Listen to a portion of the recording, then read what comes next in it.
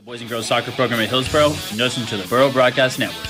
I am Coach Anthony Brown, head football coach of Hillsboro High School, and you're listening to the Burro Broadcasting Network. What's going on, everybody? Drew Hull and Ben Clay, the voices of the Hillsboro Burros. In case you didn't know, the Burro News airing weekly on this very YouTube channel. Make sure to tune in weekly to stay up to date with anything Burros news.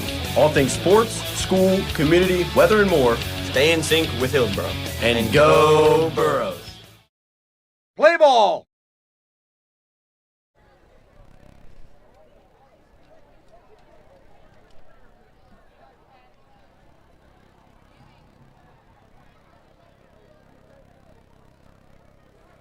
This is Coach Troy, your head coach of the boys and girls soccer program at Hillsboro, and listen to the Burro Broadcast Network. I am Coach Anthony Brown. Week 2 high school football action. Ben, we're back at John Cohen Stadium. The Overton Bobcats coming up the road to try and take down the 1-0 Hillsboro Burros. Drew Hull, Ben Clay, live from the press box here at John Cohen for some Week 2 high school football action. A great atmosphere, and been excited for week number 2 game. It's senior night here at John Cohen, like you said, and the boys are excited. It should be a good one. Overton, a team that Hillsboro got the best of last year, hoping to do the same this year. Student section, USA theme for tonight. Absolutely packed. You love the energy here.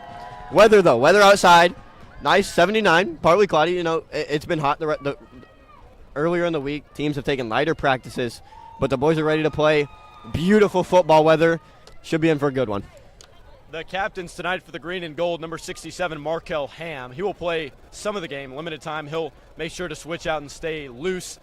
Suffered a wrist injury earlier in the season and has been fighting that ever since. Number 0, Sorrell Burton, came up big in last week's game against McGavick. He'll be out there as a captain as they're meeting at the 50-yard line. Last but not least, number 89, Glenn Richardson, the 6'5", 245 tight end and D-end. Ben, I will say, the biggest storyline coming into this one is Overton. Who's their quarterback going to be? Elias Childers, the junior QB, transferred in from the Webb School in Knoxville. We'll see if he's out there tonight. Very questionable whether he's eligible or not. Haven't heard much. What we've heard, he's probable. He would be a game changer for the Bobcats. Yeah, after Nathan Dalrymple-Boyd went down with the injury, you know, there's a lot of questions.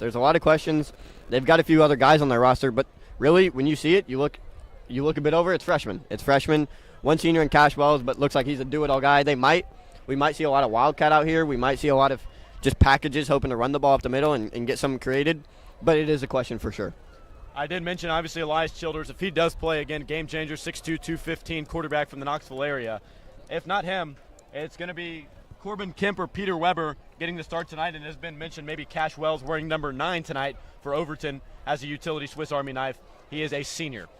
Tonight for the Burros, green helmets, 3 gold stripes down the middle with green jerseys and gold numerals. Gold pants as well for Hillsboro, the common home jerseys, and the home opener, got to wear them. As for Overton, red helmets, white jerseys, red numerals, black pants with a red stripe down either side. It'll be Overton to receive first, Hillsboro to kick first. Ben, talk to me about some of the things Hillsboro is going to have to do in order to win this ball game. Well, really, winning this ball game is something that they kind of struggled with in the second half last week, which was just hurting yourself with penalties, ruining some drives. Hillsboro is the better team. It's for sure. Everyone knows that. But Hillsboro needs to come out and execute, do what they're supposed to do. Should be a fun one. Should be a good one for the seniors. A very run-of-the-mill, or I guess an above run-of-the-mill and above average show out tonight for Hillsboro. A great student section in USA theme. You can hear it behind us. The O-Town flags come out, the white jerseys come out, and the rivalry of the South Side not looking too good for Overton. As for Hillsboro, 1-0, a big-time Metro win against McGavick last week, and here they come. The Hillsboro Burros, decked out in green and gold, running onto the field, and we're ready for some Week 2 action right here in Nashville. Hillsboro, Overton, the 1-0 Burros, the 0-1 Bobcats. Rivalry of the South Side on the other side.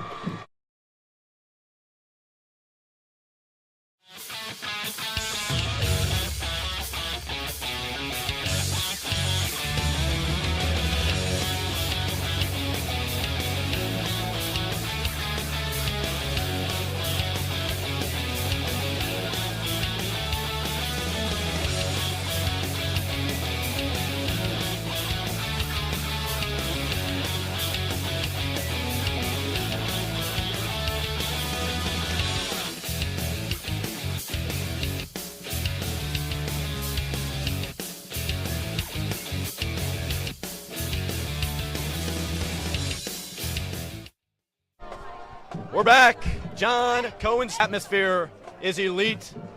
Nashville, Tennessee, to the site for tonight's Week 2 game. I mentioned Hillsboro 1-0, 11-point win over the McGavick Raiders on the road in Week 1. As for Overton, they took a beating to the Father Ryan Irish in Week number 1 at home.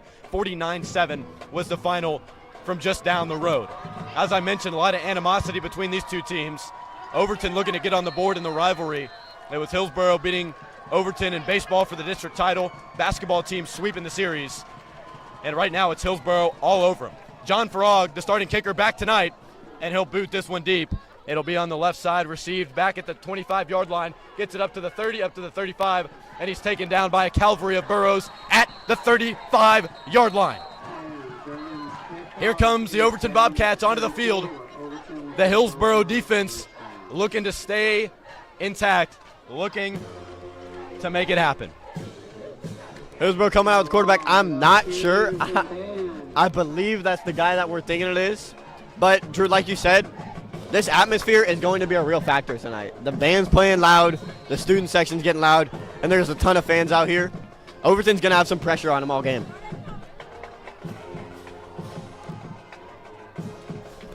It'll be Overton taking over from their own 34-yard line.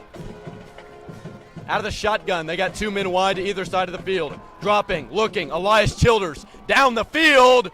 It's caught! Wow. What a grab. Down to the 35-yard line. Number 10, Caleb Johnson, with a nice catch. Unleashes it down the field. Sorrell Burton in coverage, not good enough. And it's Overton down into Hillsboro territory. What a grab by Johnson. I mean, that was really a one-handed grab. It was a nice fade ball by Childers. Johnson reaches out with one arm, the other arm being locked in, reaches out, reels it in the air. What a play.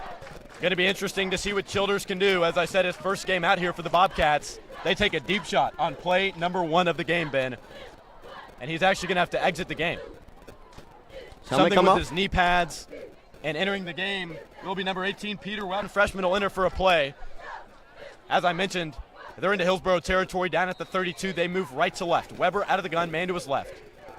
Taking the snap, white jerseys, red numerals. This is a handoff, wearing number 5, Braden Trey. And it's Braden True getting up for a few yards. Interested to see where they spot this one, but I think it'll be inside the Hillsboro 30-yard line. And entering the game again, the Webb transfer, Elias Childers. True's been a bright spot for this Overton team. Hillsboro saw him last year. He played pretty solid. And coming back only as a junior, turning and does not stop.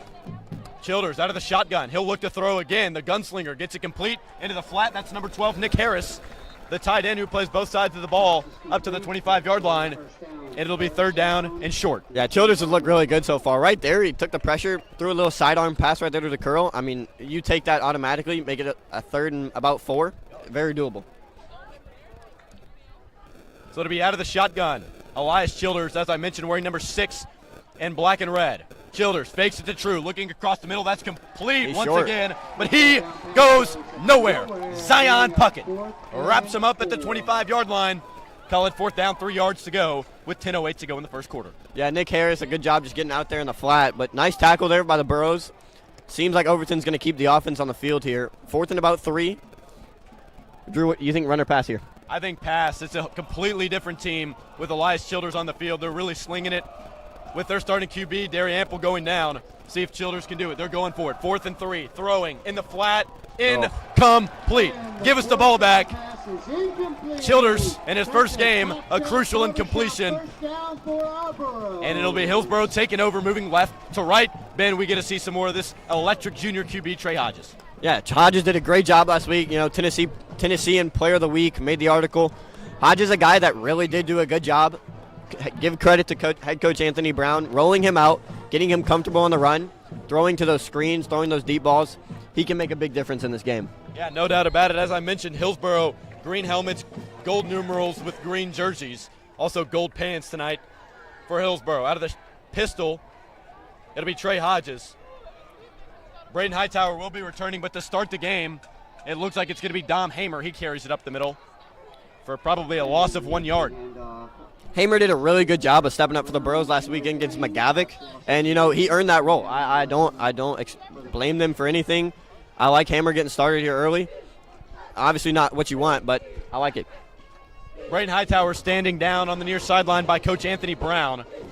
He will definitely see his number called tonight as he's making his debut in week number 2. I will mention Javarian Bradford, Jamarius McNeese will both miss their week 2 game. And as I mentioned it, Ben, the junior running back, 6'2", 200 pounds, Braden Hightower is checked in. There we go. Wearing number 5. It'll be 2nd down and 10 yards to go. Line to gain the 35. They stand on the 25. Cartmel, Puckett on the far sideline. It's Glenn Richardson on the near sideline. Bennett in motion. Out of the pistol, Hodges, wearing number 16, takes it, looking, rolling to the far sideline. Man in pursuit, and he takes him down. Bruno Gonzalez. Take him down for a loss to the 15-yard line, and it'll be 3rd down and long. Good pursuit there by the Overton defense. Hodges, I mean, he's a quick guy. He's nimble on his legs. He just couldn't get away from that, and great defense by Overton, creating a 3rd and very long here for the Burros. It'll be Jacorian Rains, the junior wide receiver, entering the game for the big tight end, Glenn Richardson. We got 14 seconds here on the play clock, 8:35 on the game clock, 3rd down, 20 yards to go. Overton moving the ball, but they failed to convert on 4th down. Hillsboro took over. They've stalled out of the shotgun. Hodges, man to his right. It's the junior Hightower. Bennett in motion. Down to 1 second on the play clock. They get it off. He's seeing pressure. Throwing across the middle. Complete. Josh Cartmel gets it up past the original line to gain. Taken down around the 28-yard line.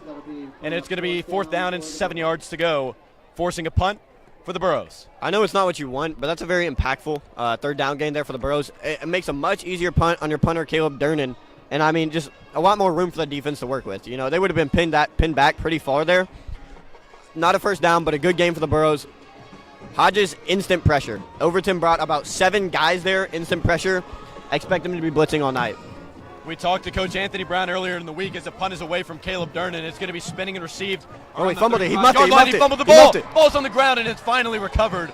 Sorrell Burton almost recovered it, but it was number 10. Caleb Johnson back to return, muffed it, received it at the 45-yard line. Close call there. And, Ben, as I was saying, we talked to Coach Anthony Brown earlier this week.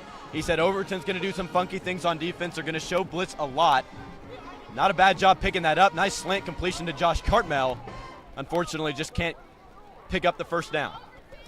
So it'll be Elias Childers out of the shotgun. Man to his left and 3 men wide. 2 to the right, 1 to the left. Press coverage here on the near sideline. It's Gabe Carter. It's actually Josh Cartmel. Here's a keeper, and it's going to be Jaden York taking him down for a minimal gain. He'll get up to the 48-yard line. It was Elias Childers carrying it forward for a few, but nice tackle by the junior, Jaden York. Yeah, Jaden York's a big guy. Put on a lot of weight this summer to get ready for that tackle edge position. Weighing in about 275. Big guy for the Burros there. Childers, not a small guy himself, but York win that battle. Bobcats quick to the line. They take the snap. Here's a handoff. Oh, he fumbled. He fumbled the ball. Thank you. Yes, sir. Overton fumbles the ball. Hillsboro's going to get it back, and the Burros take over. What a play. Forced a fumble, recovered his own fumble. What a job there by the Burros. Coming out hot. What a job in the backfield. Taking down the running back, number 20, Aiden Chun. Plays receiver primarily in the backfield on that one. Fumbles the ball away. Hillsboro takes over, moving left to right. They stand at the Bobcats 40. We mentioned it. Hillsboro taking over on offense. 7:05 to go in the first quarter. This game knotted up at 0. Rivalry game. Shotgun is Hodges. Man in motion, it's Zion Puckett. Far sideline to near sideline. Here's a handoff, and there's going to be a flag down here on the near sideline. We'll see who this is on, and it's going to be a false start. Ben, we've talked about it. We talked about it last week at McGavick. It is extremely tough to bring guys in motion like Hillsboro does without jumping for a false start. They do it again that time. Bennett and Puckett go in motion. False start moves the Burros back to the 45 for a 1st and 15. Yeah, Bennett really struggled with that last week. I mean, I think as the season goes on, you get more adjusted to it. You get more comfortable. But it is something that will have to be fixed. Momentum crusher right there. Shotgun snap. Hodges hands it off. Dom Hamer with some room, falls forward. Can't quite get back to the line of scrimmage. Gets up to the 43-yard line, and it'll be 2nd down at about 13 yards to go. Good job by Hamer there to just reach for that extra yardage. You know, it really wasn't a good run. This offensive line is going to have to step up tonight. Burros obviously trying to create some momentum, and that's where that false start kills you. It really does. Second down, 13 yards to go. Line to gain on the Bobcat 30-yard line. We stand around the 43. Out of the shotgun is Trey Hodges. It's Hamer again to his right. Near sideline, there's two receivers. Here's a fake handoff. Hodges looking to get it out of the backfield. Complete. Michael Bennett to the 40, to the 45. Falls forward to about the 30-yard line, right near the line to gain. Are they going to move the sticks? They are. Go ahead and move the sticks. First down with a defender right in his face. Trey Hodges dumps it off to the tight end, Michael Bennett Jr. Overton came with a lot of pressure there. I can maybe count 7 blitzers. Good job by Hodges. You know, it does take a lot of poise to be able to stay in there. Throw a nice little pass, layer it over the defenders. Good job by Bennett. That's all the Burros have to do tonight. Green jerseys, gold pants move left to right. They're right here on the near hash line at the 30. Josh Cartmel comes in motion. They like to hand it off to him. They're going to do it that time, but it gets taken down. Almost no gain. It's John Allen, the senior D end on the tackle, and he'll go backward about 1 yard. Teams have been able to bottle up that jet sweep, Ben. Yeah, it's kind of interesting. Carmel, he's a guy that when you give him space, he's a really good creator. But right now with this Overton front that's blitzing almost 2 off the edge, it's kind of dangerous to run these jet sweeps where that guy got him by the ankles, and there's no way Carmel could do anything with that. Hillsboro moved left to right. They got it at the 33 after that loss on the jet sweep by Josh Cartmel. You can feel the rivalry in the air. It's Hodges out of the gun. Dropping back, looking. He's got time, dumps it off in the flat. Incomplete, dropped. Number 4, Michael Bennett Jr. had hands on it. Drops it on the flat. Incomplete. Tough drop. Michael Bennett Jr. is a big guy in this Hillsboro offense. He's the H-back. He really does a lot of things. He will be open in the flats for most of the game. So Hodges just has to do a good job of accepting the pressure, taking it on, head first, and getting the ball to Bennett. Third down, 13 yards to go. Burros break huddle with 15 seconds to go on the play clock. On the far sideline, it's the 2 senior playmakers, Josh Cartmel and Zion Puckett. Near sideline, the 6'2 junior, Jacorian Rains. He goes in motion into the slot, and there's a flag. It's going to be offsides by the looks of it. Looks like number 45 on Overton jumped. Offsides on the defense. That's a help. That's help. And that's a huge help. As Ben mentions, they're going to go ahead and step this one forward to make this third down a little bit more manageable. Yeah, much easier now. I mean, you were looking at third and 13, third and 12. Now it's a manageable 3rd and 7, 3rd and 8. I'd expect another screen pass here or something that gets Hodges on the run. Third down, about 7 yards to go. Burros need to get to the 20. 4th down territory no matter what. Shotgun is Hodges. Man to his right, it's Hamer. Michael Bennett Jr. in motion. Out of the shotgun, Hodges, play action fake, looking, screen pass. Rains has a catch. 30, 20, trying to work down to the 15-yard line. He's still fighting and dives forward to the 16-yard line. Go ahead and move the chains. First down and 10 for the Burros. A nice screen pass to the junior, Jacorian Rains. Jacorian Rains is a guy that he really will have to earn his snaps this year. And with that play right there, that's a lot. Head coach Anthony Brown sees that. He sees that. Good job by Rains. Keep on fighting no matter what. Don't stop till the whistle's blown. 5 minutes to go on the first quarter clock. This game knotted at 0. Overton, turnover on downs. First possession, fumbled on their second possession. Hillsboro was forced to punt. They're looking for a score here. Shotgun is Hodges. He's got it at the near hash. Wearing number 16, there's a big blitz. Got to be offside here. Jumped a little bit early. He was showing blitz. He might have jumped offside. It's going to be a false start. Questionable call against the Burros here. They saw the blitz, got a little jumpy, and they're going to move it back to around the 26-yard line. It'll be first down, 15 yards to go. Yeah, that just kind of hurts you. I mean, these false starts, and like I said, executing is a big role. You know, these penalties have limited this drive, but if you just execute and make the plays you want to make against this team, 1st and 10 is a lot different than 1st and 15. So out of the shotgun is Trey Hodges. He's got it first down, 15 yards to go. As I mentioned, a false start just a moment ago. Hodges takes a snap out of the shotgun, fakes the handoff. That one batted down at the line, incomplete. The play made by the senior playmaker, Wesley Howard, the 6'1", 180 linebacker coming in off the edge and knocks it down at the line. Trey Hodges can't get it off. I mean, Overton, like we talked about, they're bringing instant heat. It's every play. It happens every time. Hodges, with a play like that, I mean, the guy's unblocked. He's unpicked up. There's nothing you can really do. So it'll be second down now and long. After the incomplete screen attempt, they were looking for number 1, Zion Puckett. He was huge in last week's win. Josh Cartmel also on the field, had a receiving touchdown against the Raiders last week. Pistol look. Here's a handoff. Dom Hamer's got some space in between the guard and tackle. Gets it up to the 19-yard line. It's still going to be about 3rd down and 12, Ben. Yeah, I mean, like I said, Hamer last week, 11 yards, 116 yards, 11 carries. The guy's lightning in a bottle. He averaged 10 yards a carry, had his own pair of 2 rushing touchdowns on the week. He's good. He's good, and with Braden Hightower coming back, Hamer did a nice job of stepping up. This tandem could be really good for the future. Another 3rd down and long opportunity for Hillsboro. Jacorian Raines, the man who picked it up last time, standing on the sideline. It's Puckett and Cartmel on the far sideline. Bennett Jr. motions to the H-back, near sideline to far sideline. Here's Hodges. He's got time, but now he's under pressure. That one wide open. What a ball. Michael Bennett Jr. Get trucked. Touchdown, Hillsboro. Touchdown, Michael Bennett Jr. The senior tight end with a long 3rd down conversion. And I'll do you one better, Ben. How about a touchdown? Absolutely, absolutely. And like I said, Bennett's big in the flats. He's a big part of this offense. Hodges somehow manages that ball around multiple Overton defenders crashing down on him. Beautiful ball, beautiful catch by Bennett. Nice truck into the end zone there. Wide open was Bennett. The extra point is there we money. Go. Caleb Dernan knocks it in. Your Hillsboro Burros 7. The opposing Overton Bobcats, zilch. Borough Broadcasting Network will step away.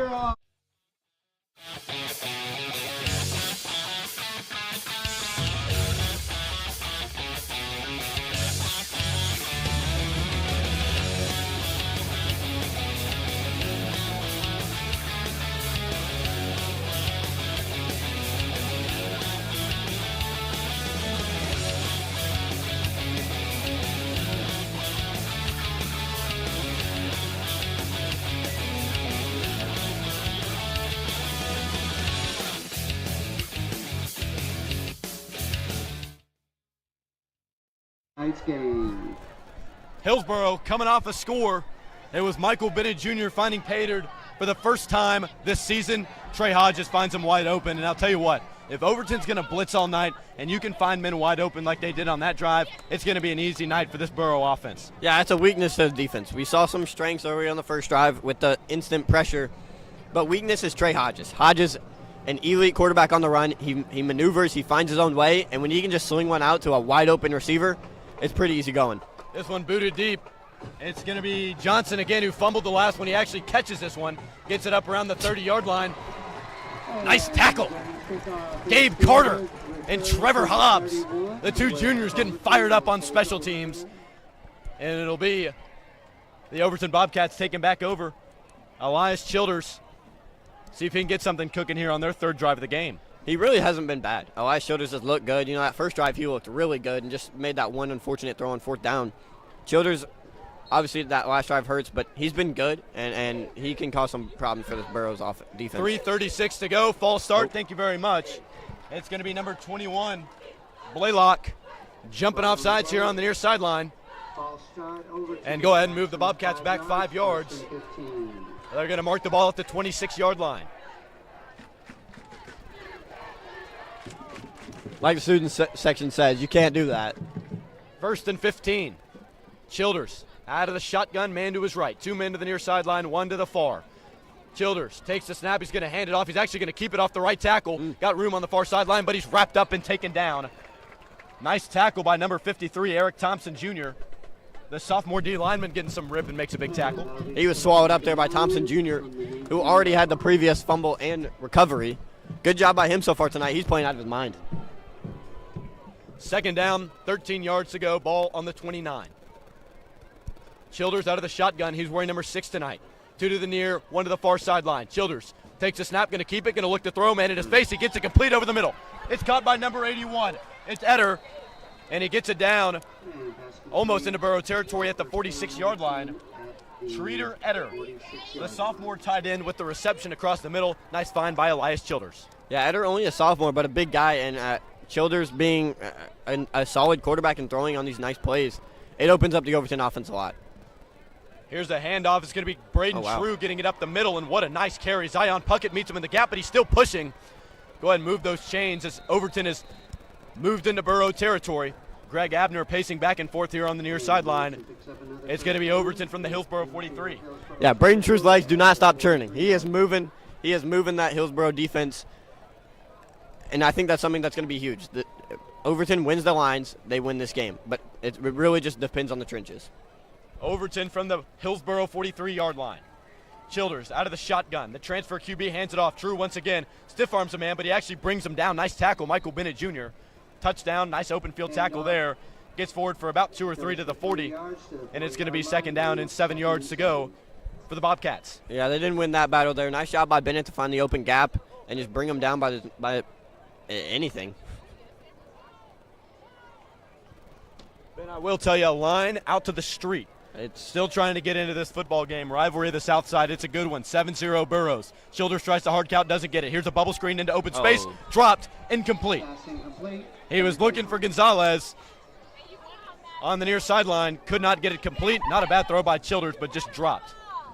Yeah, that one's kind of 50-50. A bit over Gonzalez's head, but Gonzalez obviously should have caught it. Kind of ruins things for the Bobcats here. 3rd and long.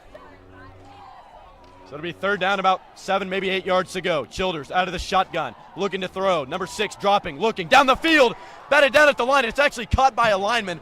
What is going on? Somebody tackle him. And he's still moving. He's still moving. There is a flag in the backfield.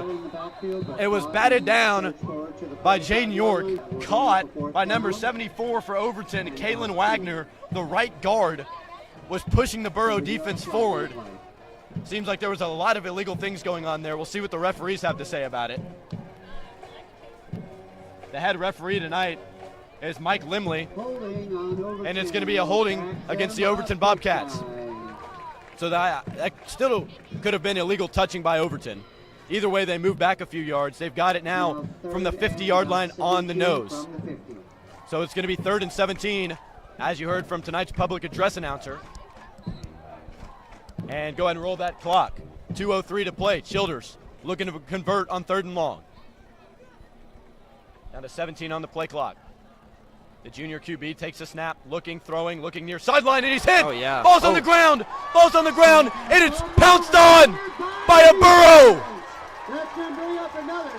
How about that play by number 19, Justin Carruthers? The 2nd fumble of the night.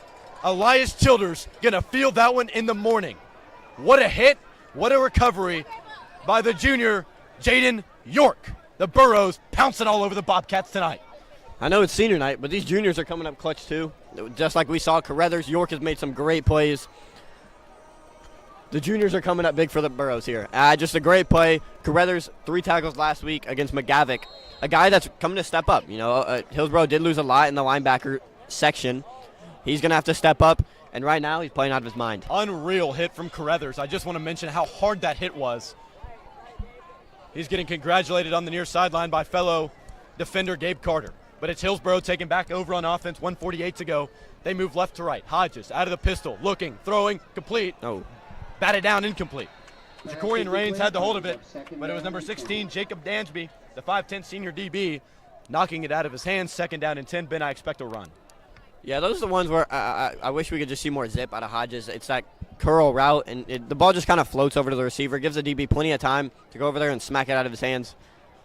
But like you said, a run here, it would not be impossible. This is 4-down territory no matter what for the Burros. A run could be expected.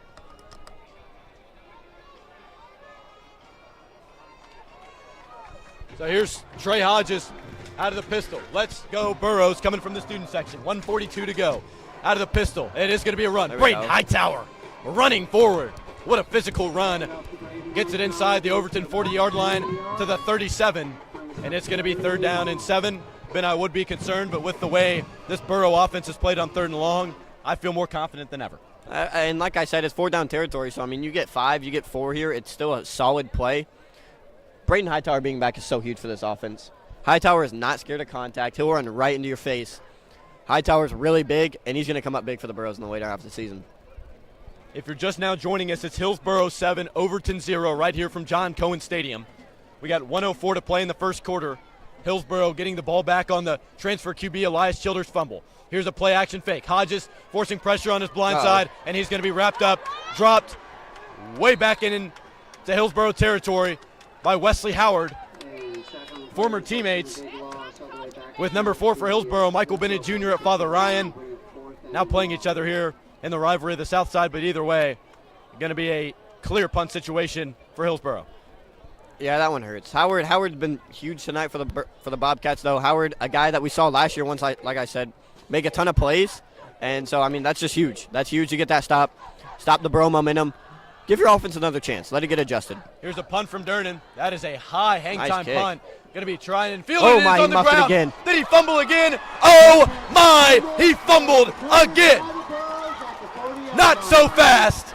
Overton, it's Hillsboro with the ball back. It's senior night. Michael Grant, the senior, all over that one. What a play. So basically just act as if nothing happened. You know, it's still first and down. We got the first down. Nothing else happened. The second one of the night hurts. You know, you dropped the first one. You're already in your head now. That second one's that's a killer, man. It's a killer. What a play. Michael Grant, good job swallowing the ball. I would say the senior Caleb Johnson, probably not on the defense's good side at this point, putting him back out onto the field after a nice defensive possession. Yeah, no, that's I'd be mad. I'd definitely be mad. Hillsboro back at it again from the Overton 40. Hodges out of the pistol, takes a snap, handoff. Dominic Hamer running forward. He clips the 100 yards. Last week has been mentioned. Cuts off half of it, and it's going to be Hillsboro from the 35, second down and 5. I mentioned it earlier, but Hamer just does a good job of reaching his arm out. He makes a play on the ball and gets that extra yardage. Good start to the drive for the Burros. As you can hear by tonight's PA announcer, it's going to be the end of the first quarter. Hillsboro 7, Overton 0. Turnover problems all night long for Overton have kept the Burros in this one. Burros take the lead. This is the Borough Broadcasting Network. Coach Troy, your head coach of the Boys and Girls Soccer Program at Hillsboro, and listen to the Borough Broadcast Network. I am Coach Anthony Brown, head football coach of Hillsboro High School, and you're listening to the Borough Broadcasting Network. What's going on, everybody? Drew Hull and Ben Clay, the voices of the Hillsboro Burros. In case you didn't know, the Borough News airing weekly on this very YouTube channel. Make sure to tune in weekly to stay up to date with anything Burros news. All things sports, school, community, weather, and more. Stay in sync with Hillsboro. And go Burros. Play ball!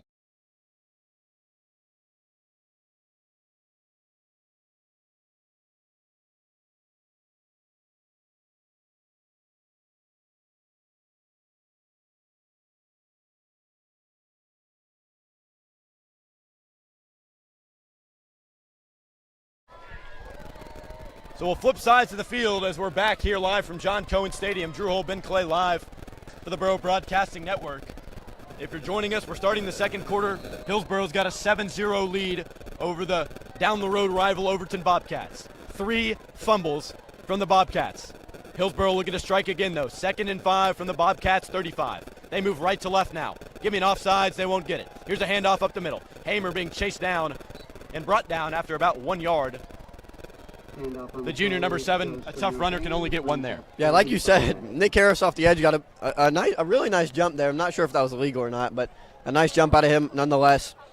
Burrows now in a third medium, but like earlier, 4-down territory. You think screen pass or run here, Drew? I think it's either a screen pass or a quick hitter across the middle. They like looking for Cartmel and Puckett across the middle. Puckett, obviously a big 6'3" receiver with a long wingspan, able to haul a lot of things in.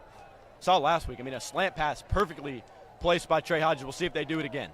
They need to convert on Overton mistakes. Man in motion. It's Bennett Jr. They got it from the far hash. Here's Hodges looking to throw. They throw it across the middle. Oh, wow. Almost caught. Zion Puckett caught it, hit hard across the middle, can't haul it in. Nice hit by Wesley Howard, the linebacker in coverage. And 11:09 to go. I expect Hillsboro to keep the offense on the field here. Caleb Johnson in coverage there. I mean, hey, if he can't catch it on punts, don't let anyone else catch it. So good defense by him. Him and Puckett kind of collided at the ball there. Puckett tried to bring it in, lost it. 4-down territory. Burros are going to go for it here. Jacorian Range checks in for Glenn Richardson. Maybe give the Burros more of an opportunity to get some Speed. Quick receivers, out in space. So it'll be 4th down and 5. Hillsboro's got it from the Overton 35, need to get to the 30. We'll see if they can convert off some of these turnovers. And there's going to be a timeout here on the near sideline by Coach Anthony Brown. We'll step away real quick on the other side, the Tennessee High School State Whip-Arounds.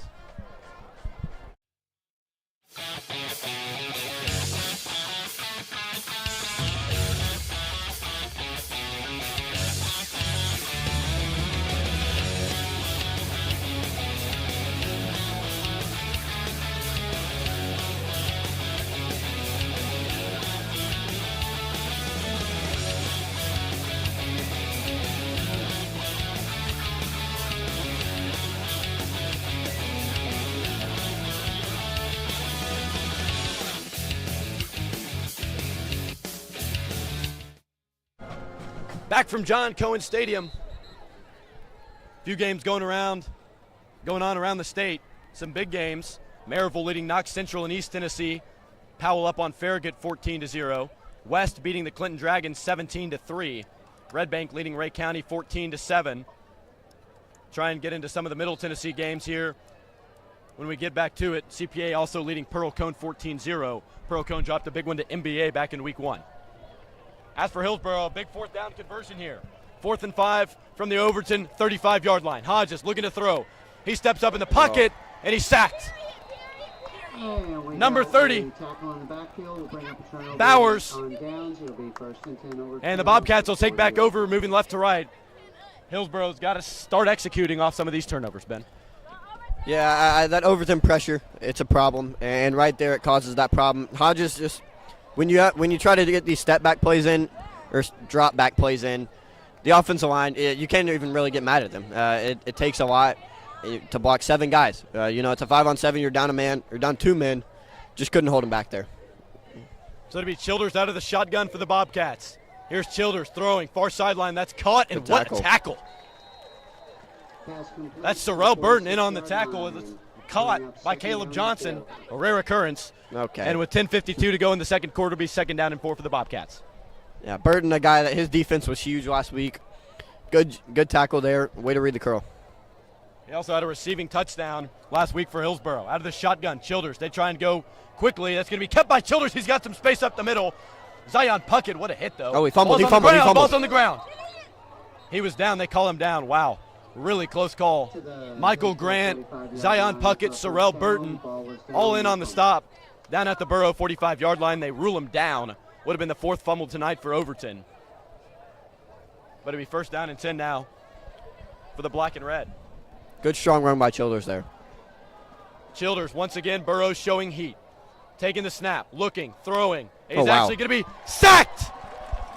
How about Justin Carruthers again? Had a sack, a 4th fumble. That time, sacks him back inside Hillsboro territory to the 45-yard line. Elias Childers not getting help from this O-line. And it's Justin Carruthers coming from the 2nd level all night long, man. The junior's having himself a night. I mean, what an absolute job by him. Burrows putting on plenty of pressure on Childers. Childers, man to his left, will take it out of the gun. He's taking it. He's going to hand it off. Not so fast. Eric Thompson Jr. You're going nowhere. It was number 17, Corbin Kemp.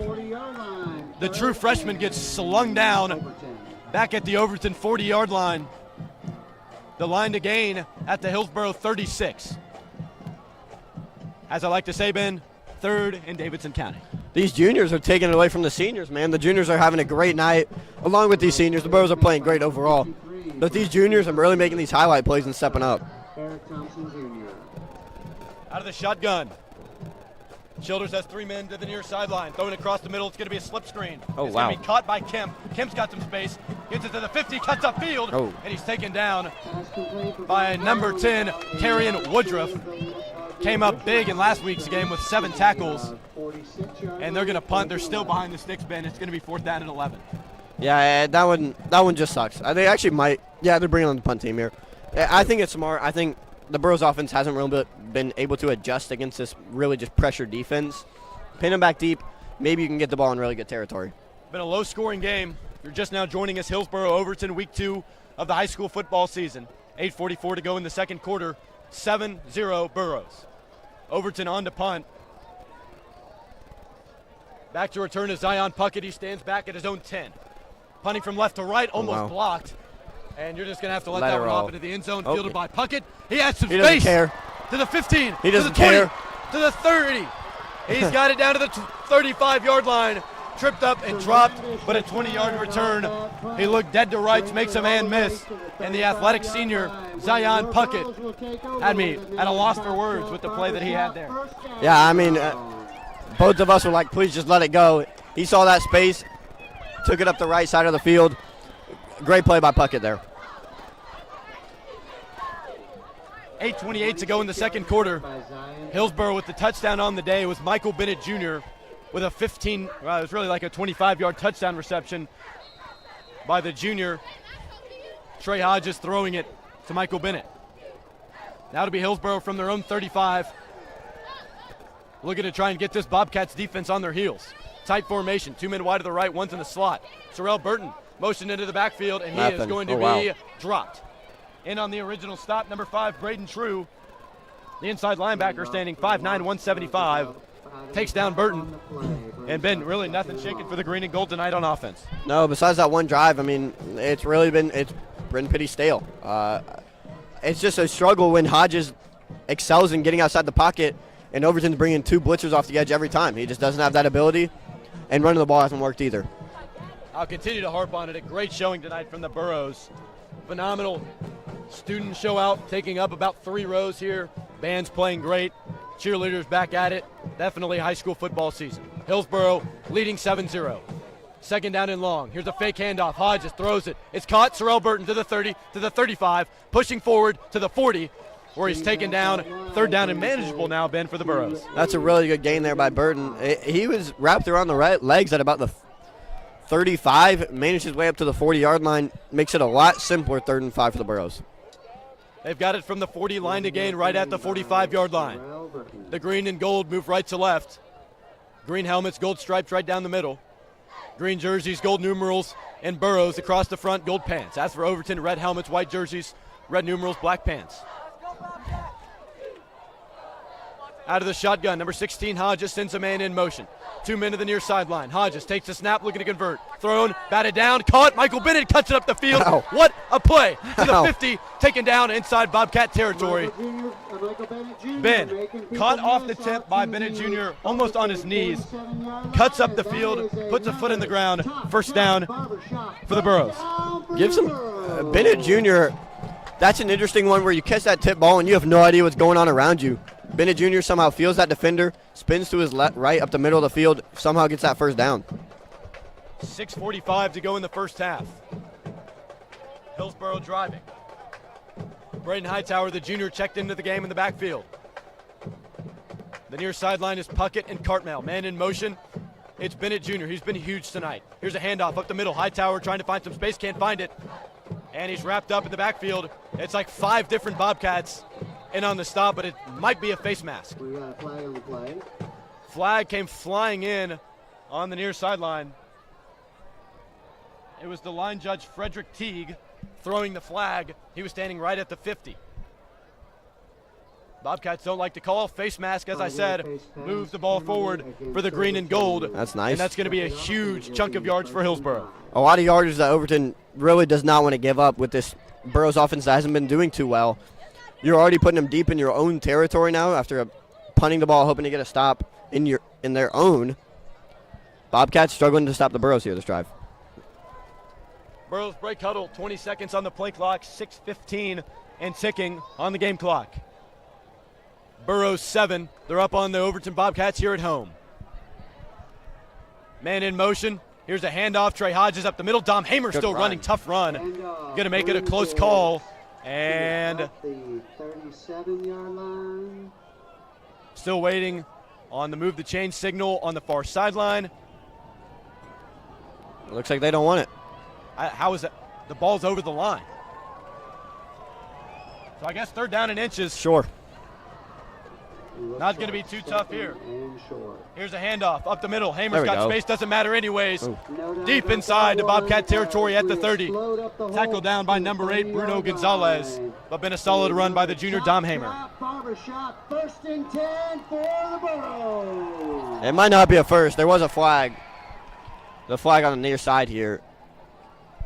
Looks to be going on the Bobcats, though.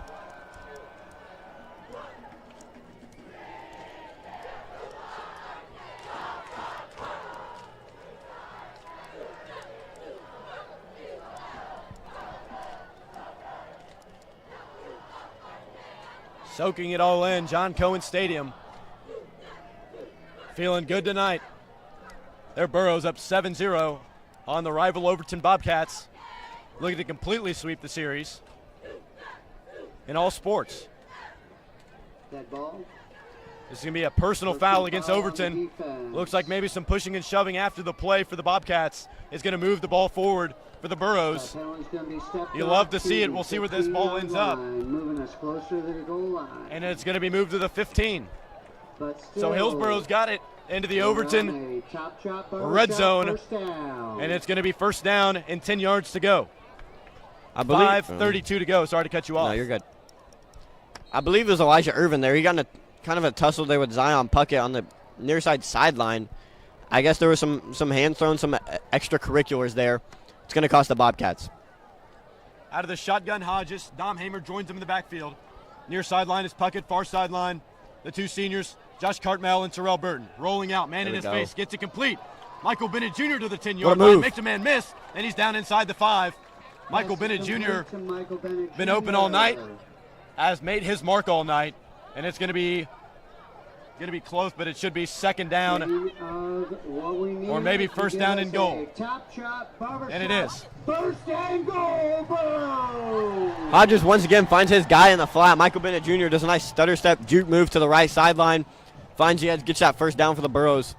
That's what they have to do. I mean, Overton's giving them 30 yards of offense this drive, but Hodges rolling out, making a nice pass, handling that pressure well. Bennett creates on his own. Been a few years back, this Burro team won one game against the Hunters Lane Warriors. This team's come a long way. This is going to be a weird formation. It's going to be a wildcat by Braden Hightower. The QB comes off the field. And this one's going to be blown dead here. And then here's sideline once again. It's Frederick Teague. And they bring the QB off the field. The junior Braden Hightower checks in at wildcat, can't get the snap off. And it looks like they're going to kill that plan to make it first down and goal from the 10-yard line. Yeah, they tried to do something special there, and that just kind of backfired. I like the ideas, though. I like getting creative by Coach Brown. But as I mentioned, Ben, one win a few years ago. Yeah. Come a long way, a 6-win playoff appearance last year. Looking to do the same and more here in 2024, but the fans showing out, making this something that you look forward to every Friday night. Shotgun snap. Hodges looking to punch it in, man in his face, makes a man miss. Yes, sir. Hodges, end zone. Oh, good defense. Incomplete. Knocked away by number 17, Corbin Kemp.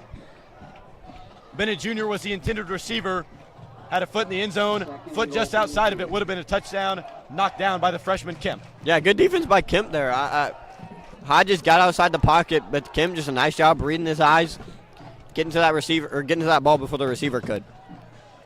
4:59 to go in the half. Going up 2 scores here for the Burros would be huge. Overton offense has been sputtering under Elias Childers all night long.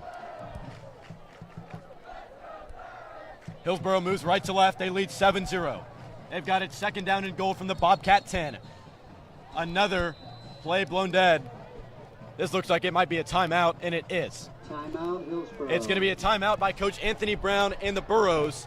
We will step away momentarily. Hillsboro leads by a touchdown.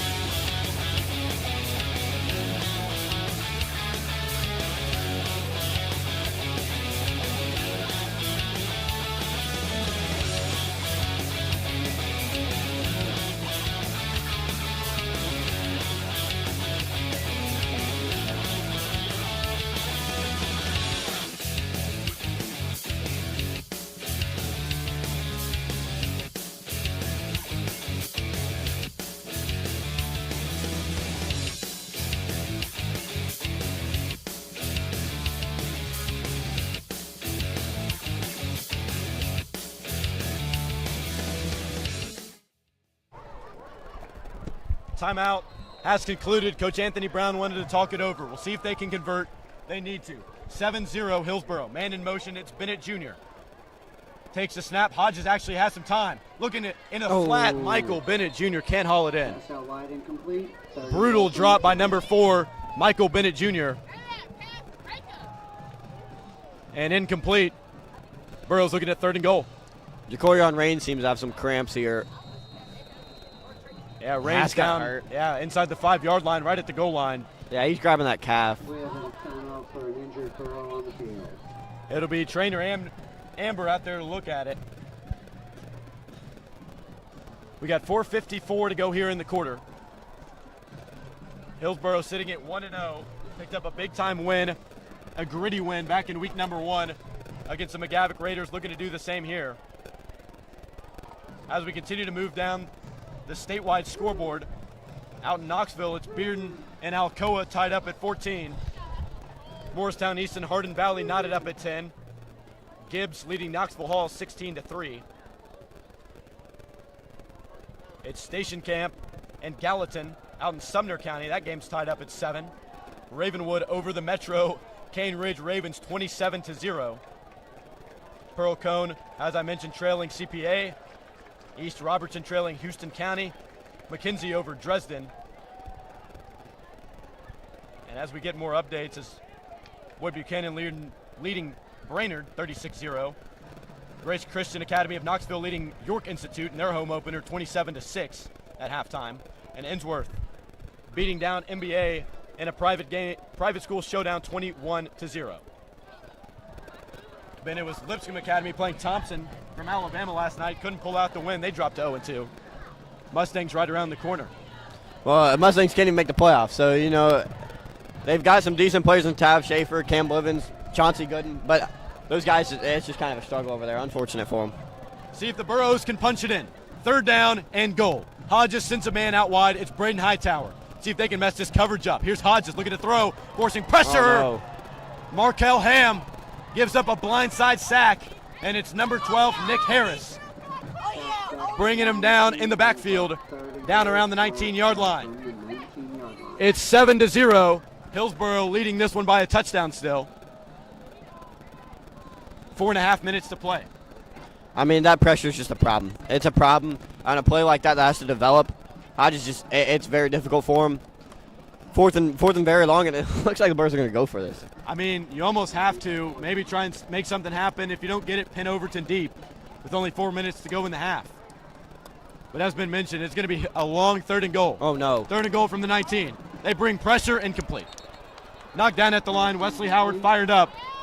Trey Hodges couldn't get the pass off. Some confusion, and the Bobcats take back over. That was probably best case there. I mean, Hodges not aware of the play clock. Center Porter Wilhite kind of noticed it and was like, hey, I mean, there's 2 seconds. I'm just going to snap this thing. Hit Hodges straight in the chest, try to get that pass off. Not a terrible outcome for the Burros. Some miscommunication, obviously a field goal, very risky there. And then a punt, pretty much out of the equation from the 19-yard line. So we'll see if Elias Childers and company can get it going. Out of the shotgun, Overton takes over in Burrow territory. Here's a throw, batted down, almost intercepted. Bounces out of bounds. It was the big Glenn Richardson in on the deflection. 6'5", hard to throw over that frame. Yeah, Richardson's just huge. I mean, he's huge. He's got those mitts up in the air. Childers, not even because you're bad, it's just Childers, it's impossible to get around a 6'5" guy like that.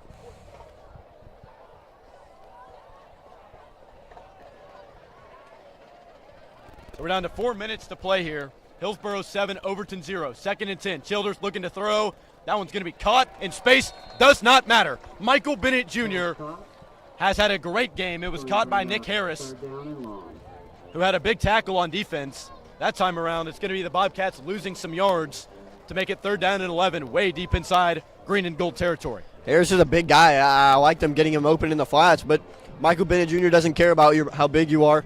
Bennett Jr. does a great job bringing him down. 3rd and long for the Bobcats. Joining Childers in the backfield is Braden True wearing number 5. He's been good tonight. It'll be 3rd down and about 10 yards to go. Line to gain the 29. They stand at the 19. Here's Childers looking to throw across the middle. Almost picked off. The senior, Carrion Woodruff, had hands on it. Couldn't haul it in. The 6 foot 170. That's not correct. the 6'1", 205 linebacker, Carrion Woodruff, knocks it down. They're forced to punt. And with 3:17 to go in the half, we'll see if Hillsboro can go up by 2 touchdowns here. Yeah, Hillsboro's defense has been really stout. The linebackers are playing unreal, stepping up, stopping the run, but also dropping back and forcing the quarterback to make some really good throws. Childers, new to this team, he's struggling early. Back to return for Hillsboro is going to be Josh Cartmel. He stands at the 50. Oh, no. It was a nice return by Zion Puckett last time around. He's going to let this one run inside the Boro territory around the 43-yard line. Touchdown on number 17, Corbin Kemp. There was a running in there. There's. Oh, it's roughing. Is that going to be running into or roughing? I feel like roughing. Looks like roughing. It looked more like running into to me. I will not lie to you. It looks more like running into me, but they're going to count it as roughing. They're going to keep the offense on the field. Critical mistake there from the Hillsboro defense. Special teams booth there, and it'll be the Bobcats moving left to right, trying to convert for the first time tonight. Yet to reach the scoreboard. We're closing in on the end of the first half. Elias Childers out of the gun. True in the backfield, 2 men to the near sideline, 1 man to the far sideline. Number 6, white jersey, dropping, looking, forcing pressure, almost dropped. That's almost intercepted. Ball's loose. That's got to be a fumble. No. That's an incomplete pass. Going to be close. He never had possession of the ball. That's an incomplete pass. He caught it, bobbled it, hit hard. I don't think it was ever caught. He definitely hauled it in. No. Then bobbled it up in the air and got hit. I don't think it was ever secured in his 2 mitts. He never took 2 steps, but he had it and then popped out of his hands. Either way, 2nd and 10 doesn't matter. No matter what. Yep. They move left to right. Pistol look this time for Overton. Here's a handoff up the middle. Braden Trude shakes it off the left tackle. Needed tackle by the Burros, and they finally take him down just short of the chains, looks like. It's going to be about 3rd down and inches. Braden Trude's been a powerful runner tonight for the Bobcats, Ben. Yeah, really good blocking by the Bobcats receivers there, too. True was able to use them, run right into the back of one and help move him forward for a 1st down. Close call there, but they will move the sticks. Josiah Stewart jumps. He had a great preseason, had a great game against McGavick. And that time around, just couldn't get it done. Had 3 tackles last week against the Raiders. Braden Hightower going to check in for the junior Josiah Stewart.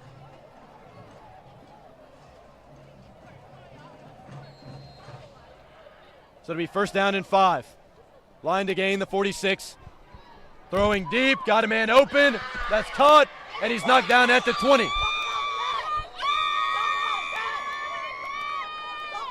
It's caught by number 10, Caleb Johnson. What are they going to say? Were they ruling incomplete? And it's actually incomplete. Not even caught by the Bobcats. Good call there by the refs. 2nd down and 5 yards to go. From their own 49 is Overton. Thought they had a big play, but they didn't. Showing blitz is Hillsboro. Childers looking, going to keep it up the middle, and he goes nowhere. There was some miscommunication there. Looked like a read option. Just couldn't decide whether to keep it or give it. And it's going to be the Bobcats from the 50. A critical 3rd down would be a big stop from Hillsboro. Yeah, they need this. With 2 minutes and running in this first half, Overton's going to have to speed it up or the Burros are going to have to get a big stop. Shotgun by Childers. Big 3rd down, flag on the play. And they jumped. Let's go. Go ahead and move them back. Overton jumps. It's going to be 3rd down now and 10 yards to go. And bring up a 3rd and 9. Checking into the game for Hillsboro is number 20, Xavier Lockett. They bring in another DB, take out the linebacker, Carrion Woodruff. Nickel look from Hillsboro. They only have 4 down linemen, though. Out of the shotgun is Childers. And this one's going to be blown dead. Might be a timeout. The linesman Adam Kelly and the head referee tonight, Mike Limley, going to talk it over. Some confusion here, yeah. The whistle came from the far sideline. Looks to be some confusion between the 2 referees. We got 1:42 to go in the 2nd quarter. Hillsboro leads Overton 7-0. Overton faced with a 3rd down and 9. They're back inside their own territory around the 44-yard line. They're talking to Anthony Brown.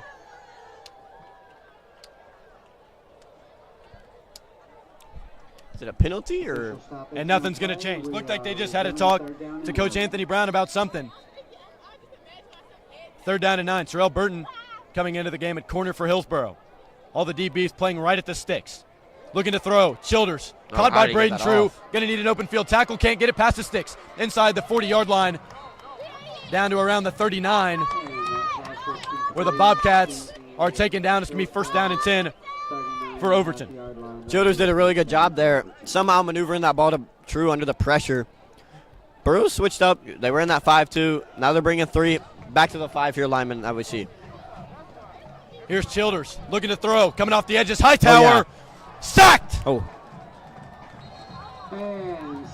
Braden Hightower in his first game back with a sack. Elias Childers, welcome to Metro football. Braden Hightower takes him down for a loss. And a timeout charged to the Overton Bobcats. A little bit rattled are the Bobcats. 2nd down, 15 yards to go. They've got it from the Burro 45-yard line. 1:01 to go in the first half. Burro 7, Bobcats 0.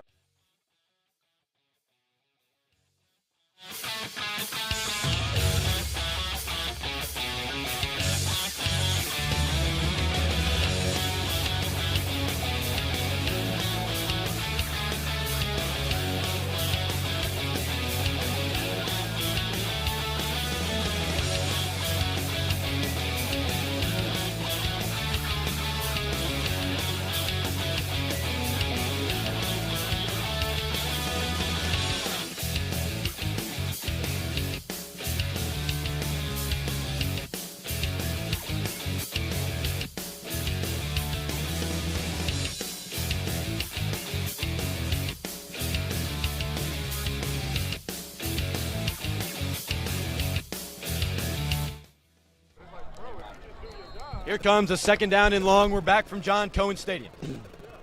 Overton's got it out of the shotgun from the Hillsboro 45. Childers looking to throw, taking a shot down the field. No. Incomplete. It was there.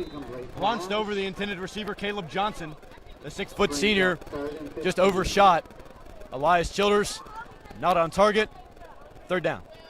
Childers started the game off really hot, but I mean, when it's your first week playing with this Overton team, it's hard. It's hard to get used to these guys. Just slightly overthrows a man there. That would have been a touchdown. Childers out of the shotgun. 3 men wide to the near sideline. The ex-receiver is number 81, Treater Etter, and there's a flag down. We'll see who this goes against. If it's Overton, they're going to be back around the 50-yard line, which will be about 3rd and 20. Instead, they're going to walk it off against the Burros. An offside penalty marks them 5 yards. Still 3rd down and 10, though, Ben. 52 seconds to play. Yeah, 52 seconds. I mean, it's not like just Bobcats offense has been moving, so we're going to see a lot of shots here to end this half. Don't be surprised by another Childers toss-up here. 3rd and 10, probably 4th down territory for the Bobcats. Childers out of the gun, 4 men wide, 3 to the near, 1 to the far. He launches this one over the middle. Caught! Oh, wow. Touchdown, Overton. It's number 10, Caleb Johnson. Caught on a post is the senior, Caleb Johnson. Only their 2nd touchdown of the entire season comes in the 2nd quarter here against Hillsboro. And it's going to be Hillsboro facing some adversity in game number 2 of the season. See, like I said, I mean, if I can realize that they're going to be taking some deep shots, I would like to see some safety help from Travis Abner there in that defense. Really didn't help him out, and then it ended up leading to a wide-open touchdown there. Overton doesn't have a holder on the field. We got 14, 13, 12. They're probably ticking, fine. see if we can get a holder on under 10 seconds.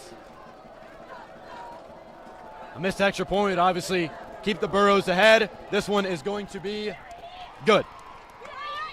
We got a 7-7 game from Hillsboro Pike. It's the Burros 7, the Bobcats 7. Burro Broadcast Network. Hillsboro trying to take over with under 1 minute to go.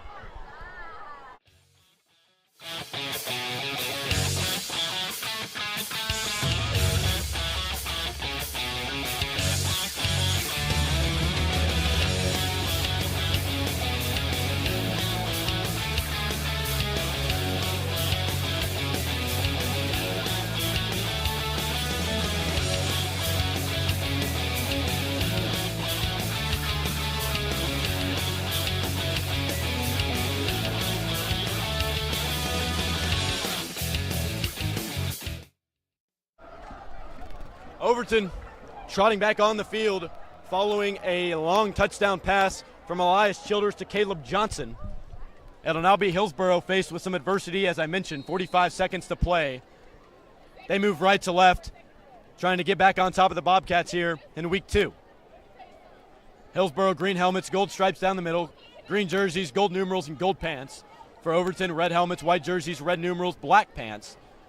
This game knotted up at 7. From the 40 is going to be a kick that's going to be fielded by Josh Cartmell. He's got it to the 15, to the 20, some space to the 25, to the 30, Go. 35, Go. 40, 45, Go. 50, 45, Go. 40. Yes, sir. How about it, Josh Cartmell? Get this place fired up. No, there's a flag. And there's going to be a flag down.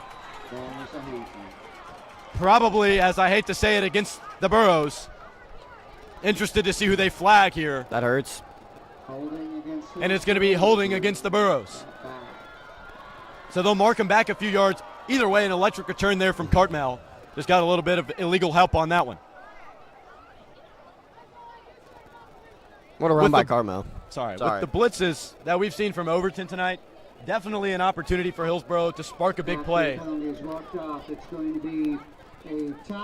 I have a feeling that they're just going to take this 1.5. I expect a few run plays. I don't think anything big is going to happen here.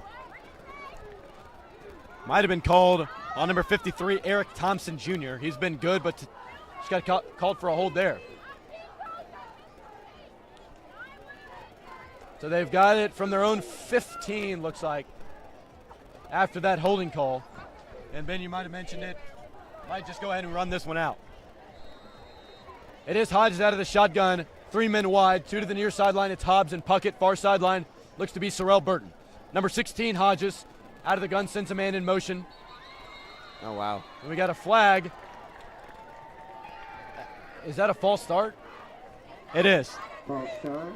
It's going to be a false start called by Mike Limley, moving the Burros back to the 10-yard line. And at this point, it's just don't give the Bobcats the ball back here in the first half. Yeah, you just take this 1.5. Hey, this is Friday Night Football, though, and nothing like it. No doubt about it. To me, Glenn Richardson checked in for Trevor Hobbs, making me feel like they bring in the heavy package. Just run this one out.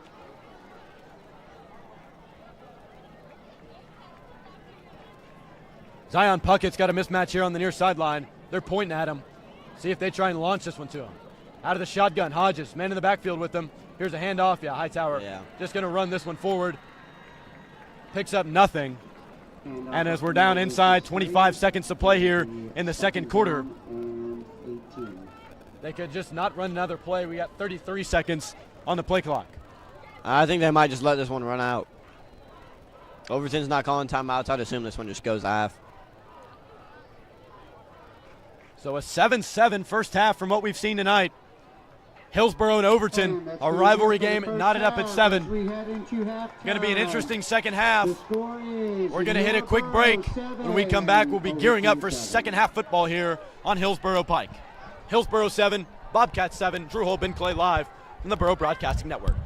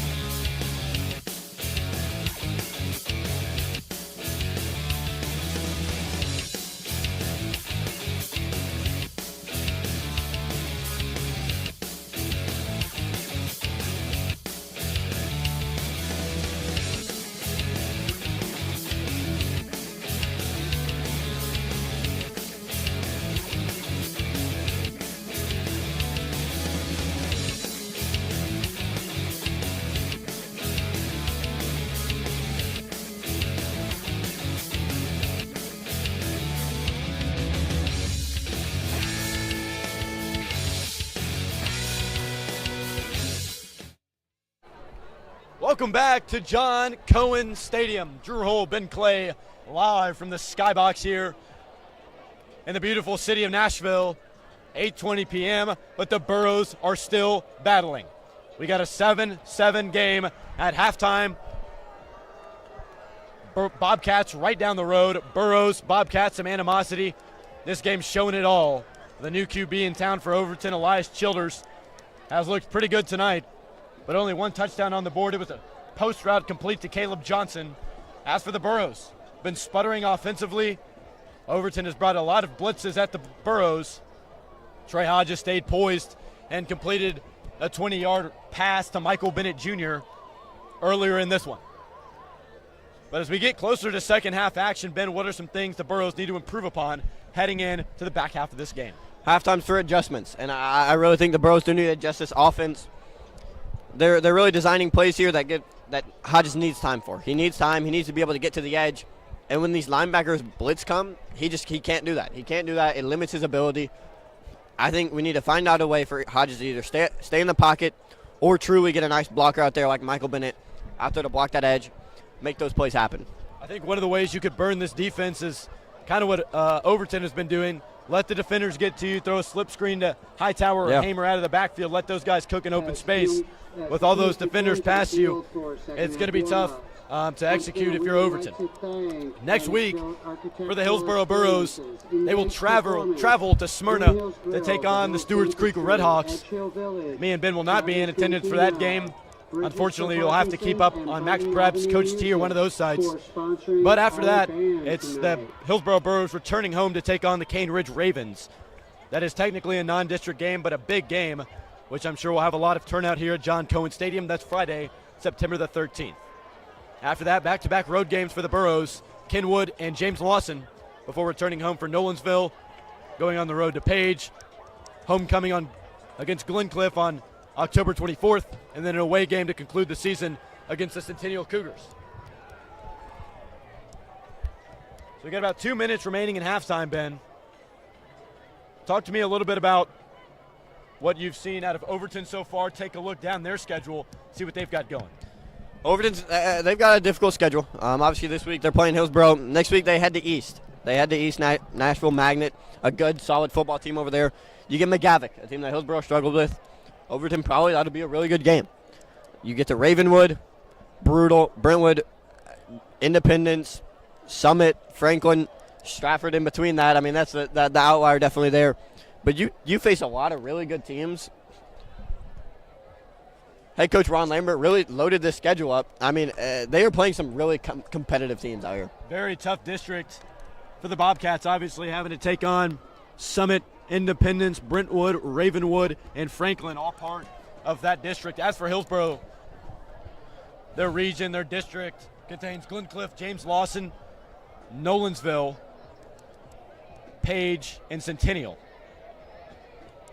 Ben, I will mention here on the near sideline, Jacorian Rains, the junior wide receiver who had a very nice conversion, is being checked out by a few trainers. Getting stretched out, his right leg seems to be in a little bit of pain. Some inactives tonight for the Burros include Jamarius McNeese, Javarian Bradford, number 37, Gabriel Pleasant, the sophomore wide receiver and DB.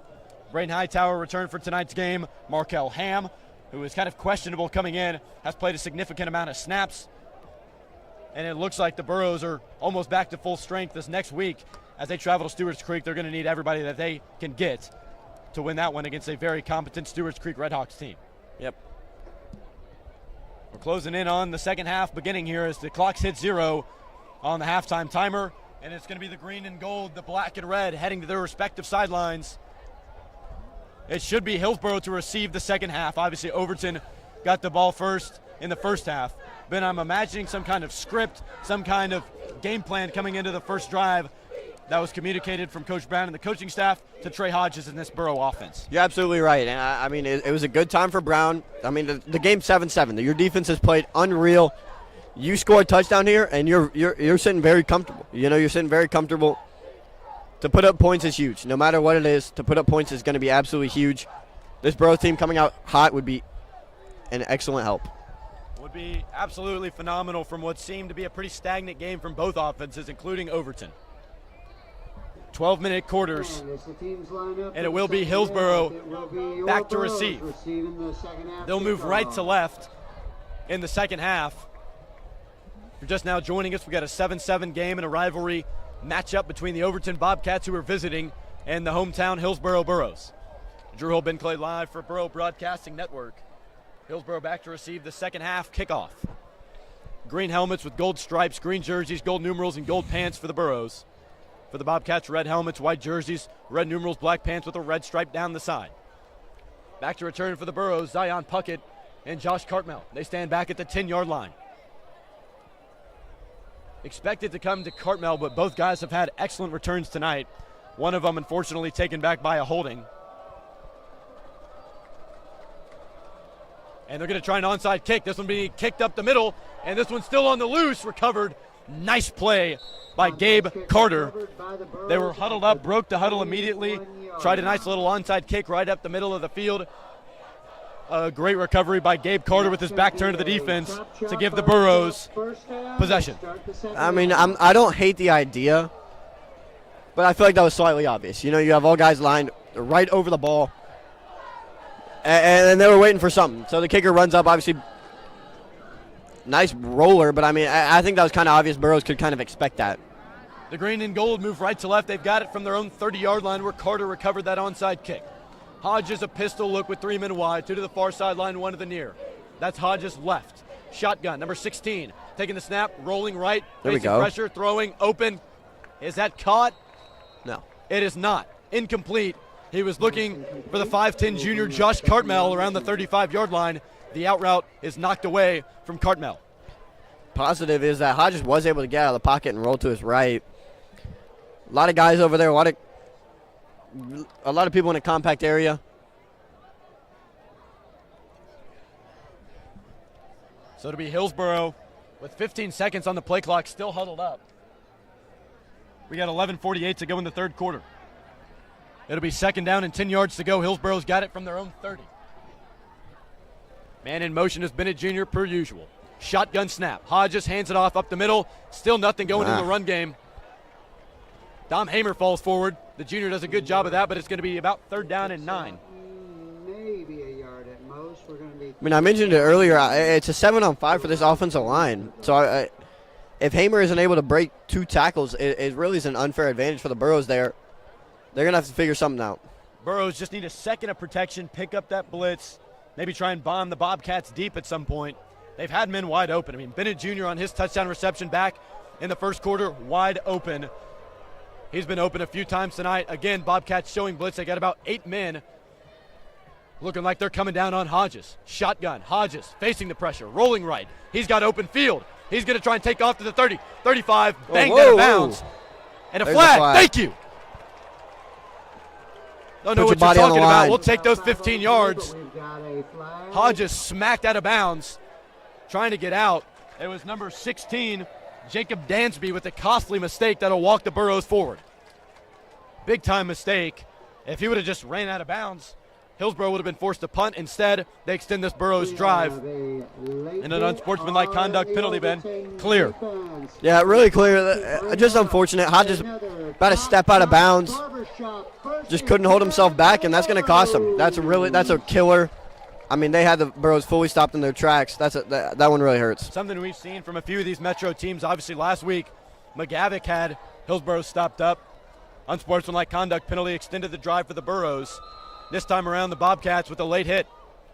So Hillsboro standing right at the 50-yard line. Hodges out of the gun. Hamer, the 5'11 junior, in the backfield with him to his right. 2 to the far sideline, 1 to the near. It's the senior, Zion Puckett. Here's a handoff, delayed handoff. Dominic Hamer's got some space off the tackle. He's going to be pushed forward for about 3 yards. And on the tackle, number 12, Nick Harris. Bring up second and 7. Really a solid as a 2-yard or 4-yard run that you can get. Hamer, not an easy guy to bring down.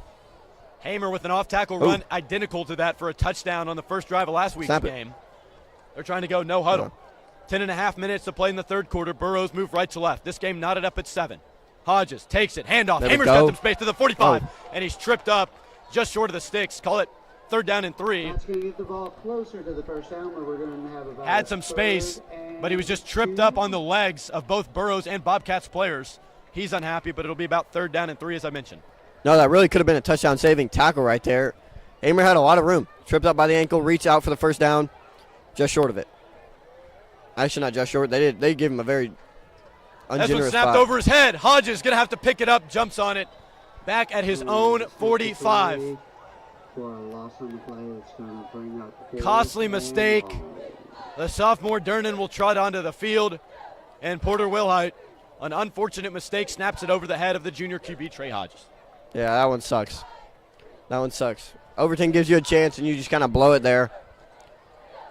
Burros lose some momentum on this first drive. Overton trying to get the first lead of the game for him. Back to return, Caleb Johnson. He's fumbled a few tonight. This one's going to be a shorter punt, but it bounces out of bounds at the 35. So not too bad, but And the punt goes out just at the mistakes at the 35 wrong time for the Burros where tonight. Overton will take over first and And it'll be 10. Overton taking over from their own 35-yard line, 9:24 to go in the third.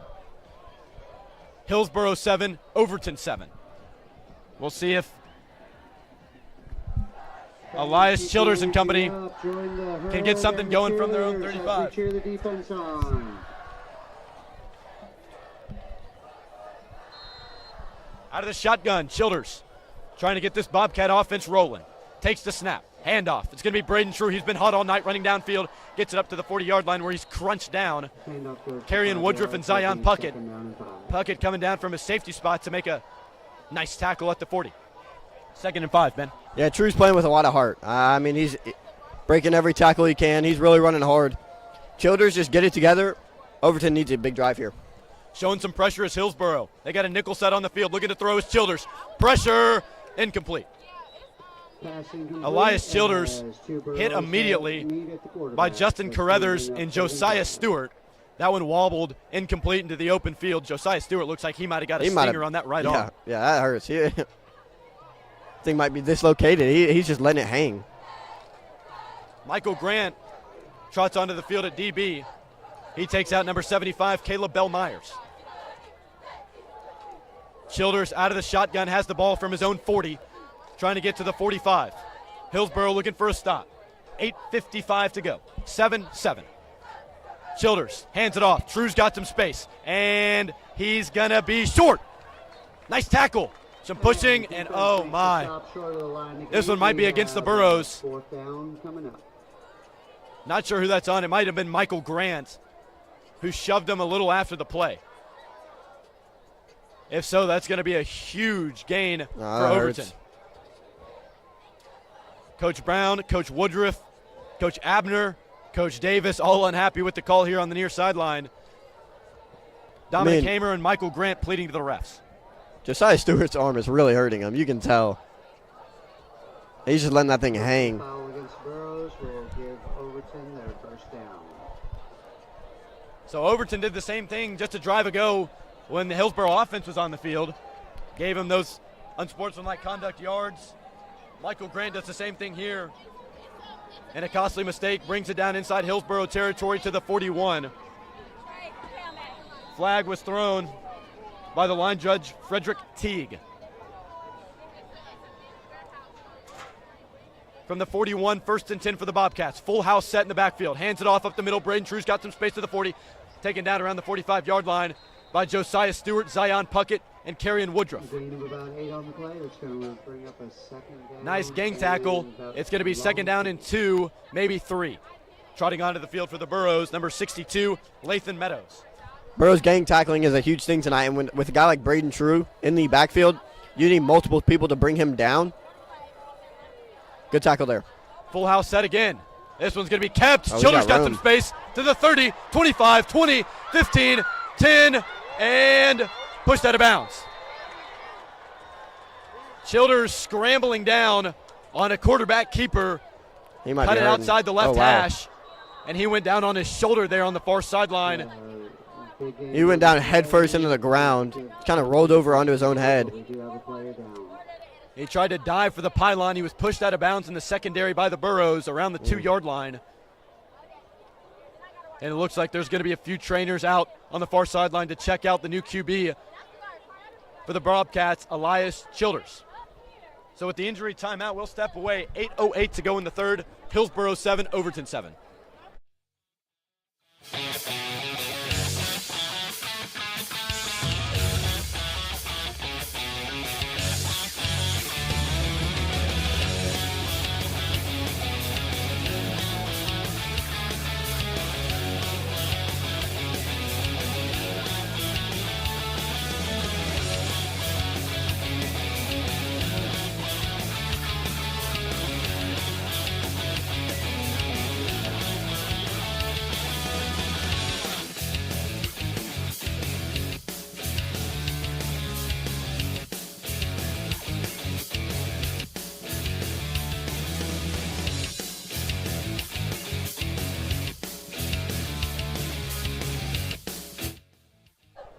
Back from the injury timeout. Childers was checked out. He'll come out of the game momentarily. Big opportunity as the freshman QB Peter Weber has checked in for the Bobcats. He's just handing it off. A full house set. Peter Weber charges forward. Himself. Keeping it himself. Touchdown, Overton.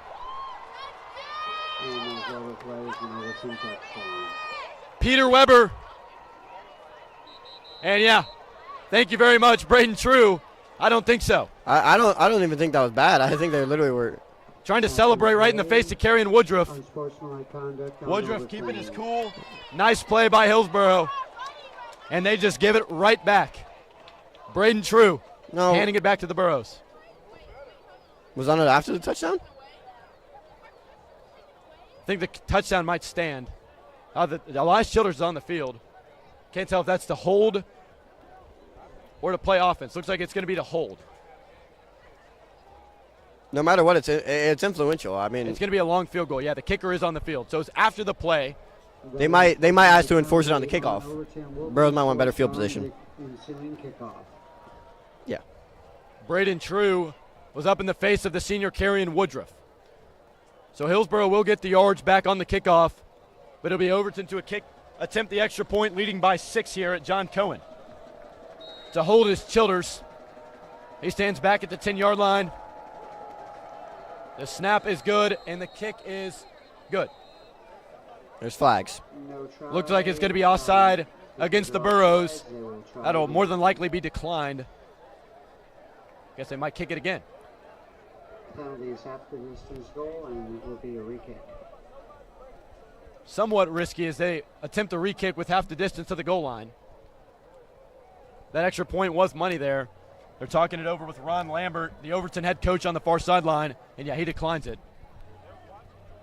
I mean, yeah, you just take the points. He's talking it over with Mike Limley and the umpire, Brett Boone. It's going to be an offside. It was against number 0, Sorrell Burton. I guess no harm, but no foul, trying to jump the gun and get a block. Why do you decline that? I thought it was so you didn't have to kick again. That's so did I. To kick the PAT, and that one is good as well. I think, why would you decline it if you get closer, but maybe you didn't want to move. No harm, no foul on that one. The guests up on the scoreboard for the first time in the 2024 season for Hillsboro. It's Overton leading the Burros 14-7 here from John Cohen Stadium with 8 minutes to play. Ben Hillsboro is going to have to pick the slack up here. We need a big offensive drive. The offense is going to have to do something themselves. You know, they've used Overton's multitude of penalties, but it's going to have to find some rhythm here. Like you said, a deep shot would be huge, something like that, to where there really has been no big plays. No big plays for the Burros, and that's really been the only way they've scored this year. They need a big play to happen soon. Home opener for the Burros not going to plan, but they can still scrounge out a win. Still 20 minutes to go. Fourth quarter's got 12. The third quarter's got 8. Bobcats only up by a touchdown. They'll walk off that 15-yard penalty for that unsportsmanlike on the last drive. So Bobcats stand back at their own 25 to kick. Back to return Josh Cartmell and Zion Puckett. I will say this offense has been sputtering. If there was an opportunity to put them in a good spot or even score, it's right here. Zion Puckett, Josh Cartmell, 2 senior playmakers on this Burrow roster. Stepping into this one and booting it, a low-line drive is going to be right at Josh Cartmell. Got it to the 25, wide open space to the 35, to the 40, and he's tackled down at the 45-yard line. So a pretty good return, stopped up by number 8, Bruno Gonzalez. But now it'll be Hillsboro. Tasked with something they haven't been able to do all night, executing on offense, Ben. Yeah, Burros can't really ask for more. I mean, they got the ball basically brand new field position at the 50 last drive. Get it here at the 45-yard line. Something's going to have to happen. Something's going to have to tilt. You're going to have to find some weakness in this Bobcat defense. They need it bad. At sometimes tonight for this Hillsboro offense, it felt like there's more than 11 defenders on the field. So much pressure in the face of Trey Hodges all night long. 2 men wide to the right, nobody here to the near sideline. Hodges out of the shotgun, fakes it, looking across the middle, and that's caught. Nice catch, Josh Cartmel. A low ball by Trey Hodges gets the Burros into Bobcats territory. And we got a no-huddle look here from the green and gold. It'll be second down and about 4 yards to go from the Overton 48. Out of the shotgun, Hodges, man in the backfield with him. It's Micah Craig for the first time tonight. Craig's got some space, a new look. Get it. And give it to him. That should be a first down. They get it up to the 45 of Overton. That market just short. And it's going to be third down. It's close to the line of the game, but it's going to be third. So it's going to be third in inches. 7:19 to go in the third. This clock continues to tick. Literally an inch. The nose of the football just off the line to gain, which is the Overton 45. 2 men wide to the right. The H-back on the near sideline is Michael Bennett. Here's a handoff. Micah Craig dead to rights in the backfield, but gets a nice push. Up to the 41. First down and 10 on the back of the senior, Micah Craig. And checking in for the Burros is number 5, Braden Hightower, as Micah Craig will limp off the field with an apparent ankle injury. No matter what, making his senior presence known. 2 good runs there. Got the yardage the Burros needed. He's in some pain, but he did his exact job. Out of the shotgun is Hodges. Burros need to execute. They trail this one by a score. Man in the backfield with them, it's Hightower. Out of the shotgun, here's another handoff. Hightower met immediately in the backfield. Number 9, Mamadou Diamande, the junior DN for Overton with his first tackle of the night. And it'll be second down and about 12. Burros need something. It keeps on stalling. That first down run doesn't work. They're going to the area. The ball sits at the Overton 44-yard line. The line to gain around the 32. Second and 12. Hodges out of the shotgun. Man to his right. 2 to the far sideline. 1 to the near. Hodges looking to throw. Quick hitter. It's complete. It's loose, and it's actually an incomplete pass. Could have been a fumble, but it's not. And it'll be third down and long now on an incompletion. He was looking for the 5'9" senior Sorrell Burton. Cannot haul it in. And the Burros face to the third and long. Yeah, third and long. It was not a bad ball by Hodges. Just couldn't reel it in. Receiver couldn't reel it in. Instant pressure by the DB. Tough catch to make. We need those, though. Third and 12. 5:35 to go in the third quarter. Burros been stagnant on offense all night, hoping this is different. 5 seconds on the play clock. Hodges looking to throw. They need a first down. Man in his face. He's going to escape. He's got some space to the 45, and he's going to cut it up. Gets just about no yards. And it's going to be fourth down, and we'll see if they try to go for this or if they trot on the punt team. You punt. And they're going to trot on Caleb Durnan. Another stagnant offensive drive for Hillsboro. I mean, I just don't. I don't understand. At what point do you give your 6'2" athletic receiver Zion Puckett a chance? They haven't given. Brown extremely unhappy with the O-line. This one booted deep by Caleb Durnan. A nice punt. Good kick. End over end around the 15. That one's going to drop down. Nice bounce. And it's going to get inside the 15 to about the 14 before rolling out of bounds on the near sideline. We'll step away momentarily. 5:09 to play in the third. Overton 14, Hillsboro 7.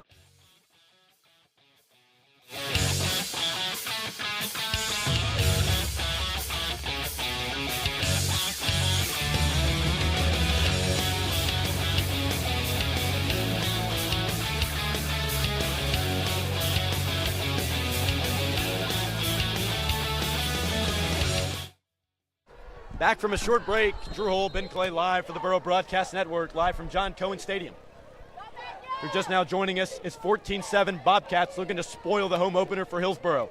Here's a handoff, Braden True, And he is going to break free, and he's still going. Look. Ball's on the ground. Oh, my gosh. Michael Bennett Jr. has the front ball. Go. Into the end zone. What? Yes. What? Yes. Michael Bennett. Touchdown, Hillsboro. Touchdown, Michael Bennett Jr. Hey, I'll tell you what, Ben. He's doing it himself tonight. This game is knotted up. Absolutely. I have no idea how that ball ended up in his hands. It seems he literally just took it out of Braden True's hands. That's how you do it right there. It's like a Jamal Adams play. Yeah. Taking it right out of the arms of Daniel Jones. Michael Bennett Jr. said, I'll tell you what, I'm going to score on offense. You're going to try and run it with your best player. I'm going to take the ball straight out of his hands and take it to Pater. What a play. It's rejuvenated. And John Cohen turned it on to make the extra point. Oh, no. And it's blocked. That's big. The point after is blocked. Unreal. 57 seconds left in the third. 4:57 to go in the third quarter. And obviously an unbelievable play by Michael Bennett Jr. But the Hillsboro Burros special teams unit in the past 2 weeks has been bad.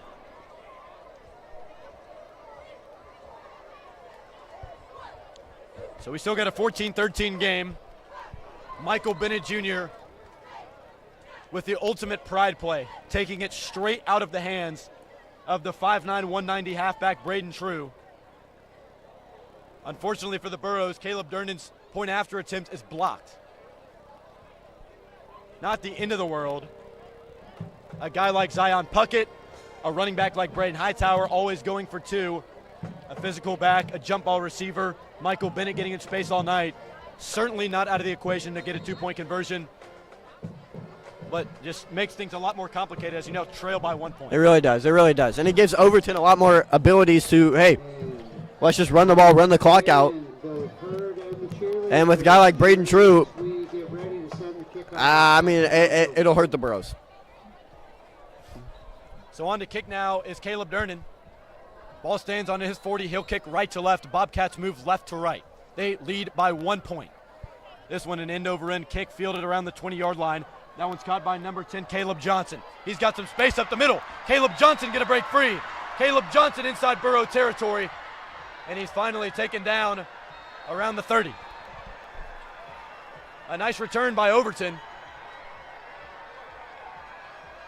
And they will start their drive deep inside Hillsboro territory.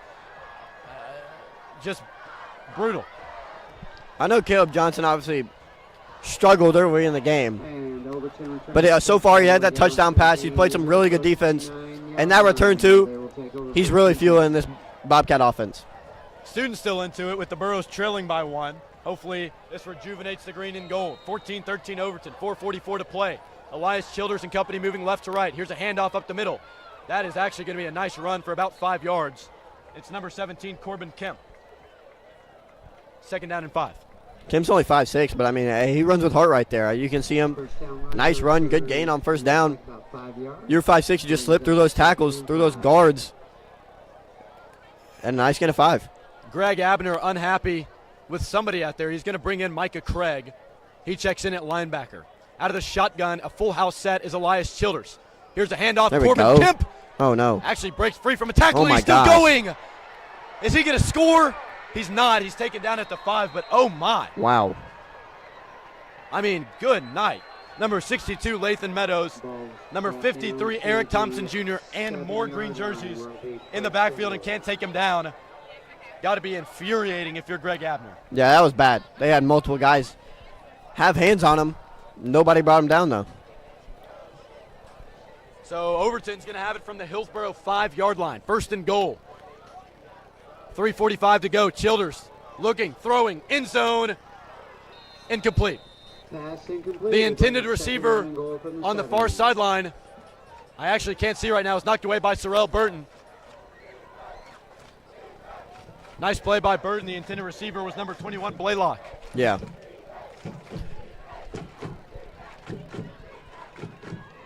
So the clock stops on the incompletion. 3:42 to go in the third quarter.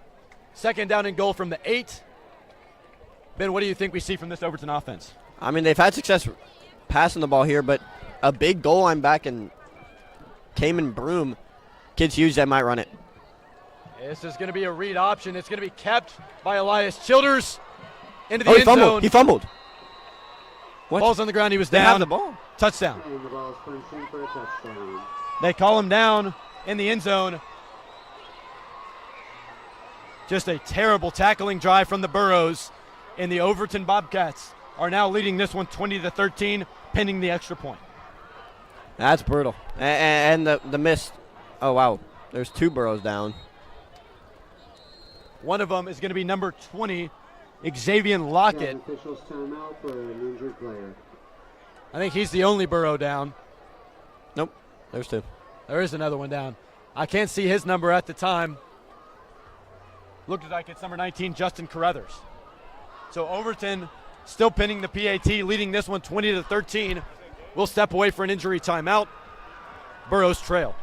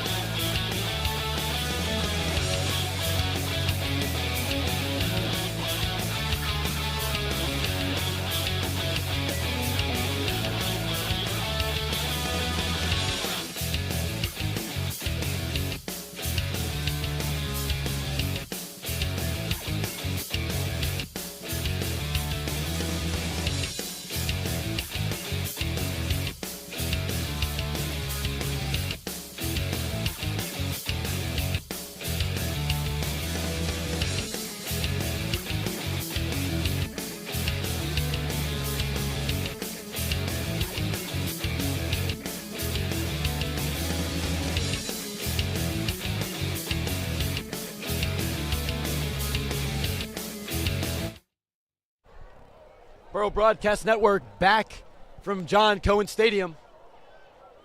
Overton punched in from the 8-yard line. It was an Elias Childers run play that got him there. And now the PAT will be attempted.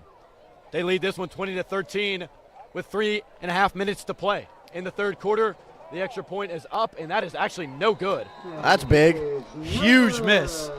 As we now have a 20-13 game, both squads trade a missed PAT, and Hillsboro is going to have to put together a good offensive drive. Ben, what are the keys to a touchdown drive for Hillsboro here?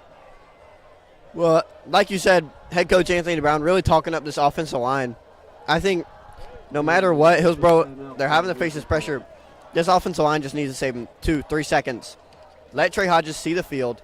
Let him have some time to look through his options and make a good ball. They haven't been able to do that. Hodges tossing one up, tossing that only obvious primary receiver, and Overton's been able to locate that.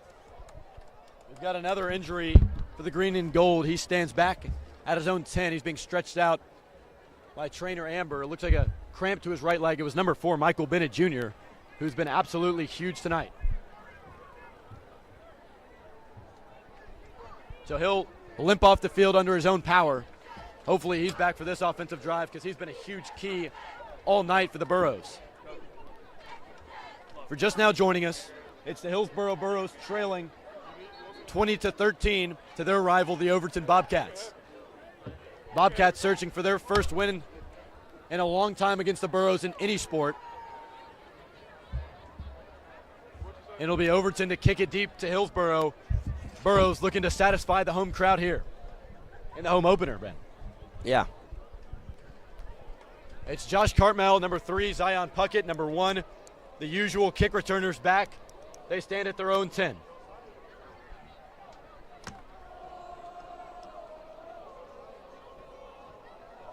We still haven't seen Jacorian Rains, the junior wideout, went out in the first half. Haven't seen him again. As I said, hopefully Michael Bennett Jr., he's sprawled out here on the near sideline. Hopefully he's good. Josh Cartmel fields it. He's got it to the 20, 25. He's got blockers, actually. Break it outside, and he finally is brought down to the 40. He actually had it to the outside. Yeah. He went all the way to the near sideline, but he's brought down around the 40. So Hillsboro will move right to left. We need a phenomenal drive by Trey Hodges in this offense to try and tie this ball game up. They do. They really do. They need their playmakers to get the ball. Right now, it's time to take a shot. I don't know when, but they need to do it. They need to get some momentum, and a shot would be huge. I agree. Obviously, Javarian Bradford, the main receiver tonight for the Burros, is out with some extracurricular suspensions. But I feel like a swing pass, a slip screen to the running back, kind of burn the blockers will be an excellent idea. Unfortunately, haven't really seen much of that tonight from Coach Anthony Brown in Hillsboro. Either way, it's Hodges out of the shotgun. 8 guys showing blitz for the Bobcats. Man in motion, it's Burton.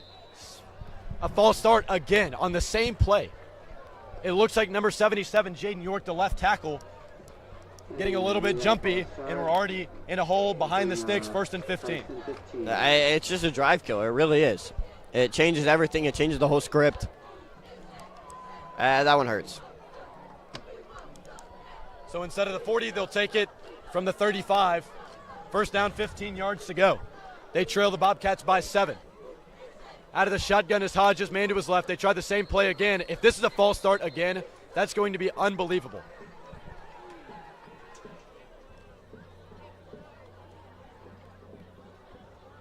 Not sure what it is. But the Burros are moving backwards. No? Referee never started the clock. So they stop the play, start the clock. 20 seconds on the play clock, 3:22 to go on the game clock. Out of the shotgun is Hodges, 2 men wide to the right, one of the near sideline. It's Zion Puckett. Shotgun look. Here's a handoff. Braden Hightower's got it off the right tackle. Nothing. He'll try and push forward, but it gets nothing up to the 35. Absolutely nothing. I mean, this offensive front just can't handle the 7-man pressure. You have to get someone in space.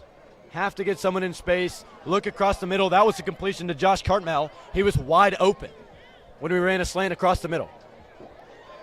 Instead, we decided to run halfback dives into the teeth of the defense. Burros move right to left, trying to get something going. 2nd down, 15 yards to go. Out of the shotgun, number 16, Trey Hodges. It's Glenn Richardson in motion this time around. Dropping a pass, Hodges looking, rolling, nothing open. Zion Puckett open down the field, intercepted. Oh my gosh, I mean. To the 45, to the 40, and he's taken down by Glenn Richardson at the 37-yard line. Hodges looking to pass and improvise. Had a man open down the field, but it was intercepted by number 10, Caleb Johnson. And the Bobcats take the ball right back.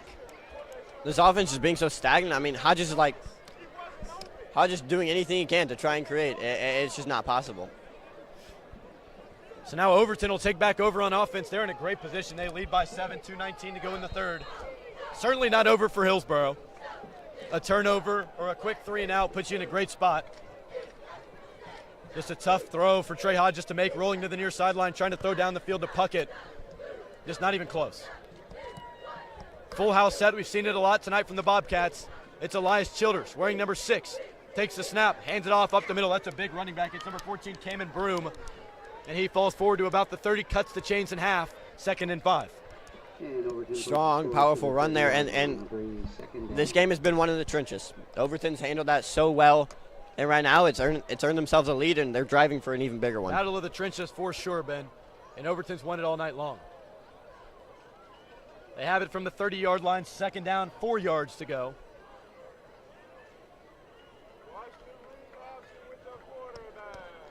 Looks like 3 down linemen, 2 edges. Burros showing blitz. Here's a handoff. It's Broom again, and he somehow breaks free. The tackling from the Burros tonight has been poor. They get it down to the 25-yard line. Coming off the field is Lathan Meadows, the 6'3", 295 senior's helmet popped off. It's just they haven't been able to stop it. Why not? Why go away from it? Overton, clearly, you're trying to run clock off. Why go away from it?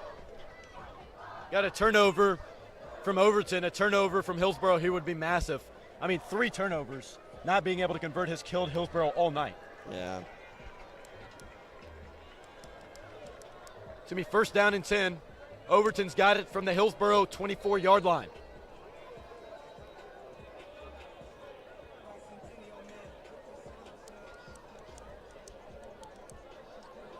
Seems to be a stoppage, but they kickstart the clock again. 1:20 to go in the third, 8 seconds on the play clock. Childers full house set, 1st and 10 Bobcats. Here's a handoff up the middle. Once again, he finds some space and he somehow spins out of it. It's number 17, Corbin Kemp, falling forward for more. And I'll tell you what, Ben, if we could wrap up on the initial contact, he would have 20 rushing yards all night. He just spins off tackles, and this Overton O-line has just been pushing well all night. I mean, Kemp, a small guy, like I said, he's just able to kind of spin around and maneuver his way around, but I think he's going to be dealing with some cramps right now. So Kemp is down here on the right hash. That's the near hash. He'll be checked out. Burros and Bobcats return to their respective sideline. We've got a close one. It's the Bobcats up 20-13 over the Burros. 58 seconds to play in the third.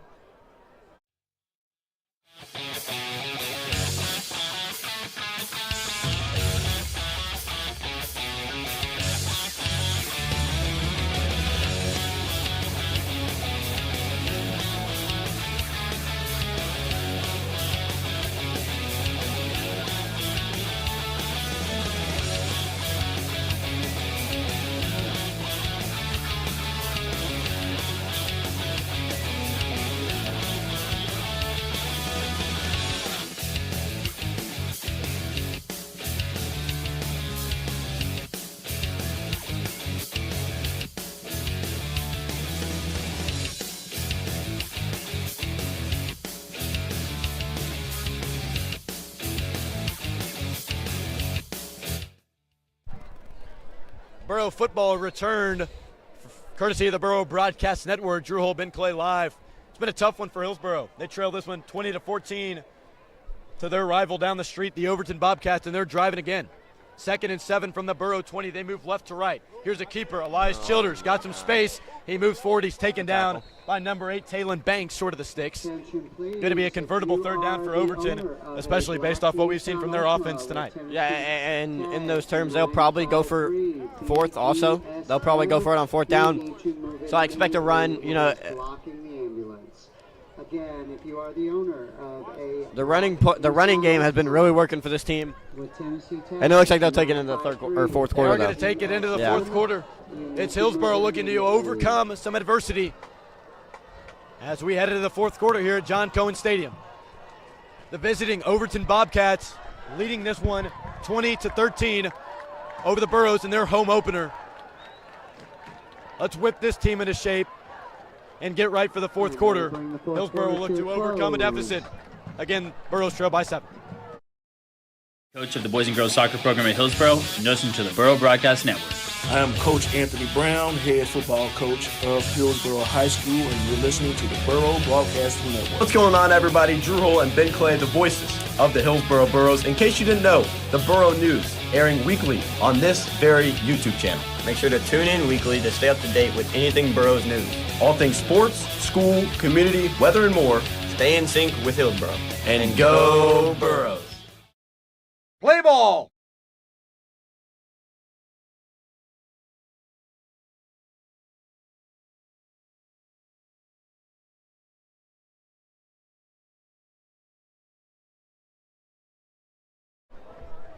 Hillsboro, Overton, a rivalry game that's gotten a little bit out of hand for Hillsboro. Expected to win this game, but they trail by 7. 12 minutes, fresh new clock for the fourth quarter. It's been the new QB in town, Elias Childers from the Webb School in Knoxville, making a huge difference tonight. And with 12 minutes to go, it's do or die for Hillsboro. Overton knocking on the door with a 3rd down and 2. It's Overton moving right to left now. Switching sides, they come out in a full house set, almost certainly a run. In the backfield alongside Childers is number 14, Cayman Broom. Oh, whoa. And they're running a man onto the field. Head coach Ron Lambert extremely unhappy. Forces the Bobcats to burn a timeout. Yeah, they were trying to trot somebody onto the field there on the far sideline. Couldn't quite get it off. And yeah, as I said, Ron Lambert extremely unhappy. Ben, what do you think Coach Anthony Brown's telling the Burros here in this timeout? He's telling them to just keep on playing. There's really nothing you can do. You're expecting run, play hard. You just got to beat your man. You got to beat your man. You got to put an arm on the guy, and we got to gang tackle him. Obviously, these one-on-one tackles have not worked at all. We've got to bring a gang tackle down. We've got to get in the backfield early. Looking at some scores around the state as we're in a quick intermission here at John Cohen Stadium. Siegel leading Laverne 14-8 in the second quarter. It's White House over Liberty Creek by 12 points. CPA still leading Pearl Cone by 3 scores. Centennial beats down Summit 42-7. East Robertson leading Houston County. Sycamore over James Lawson. As for the Burros, they're faced with a huge 3rd down and 3.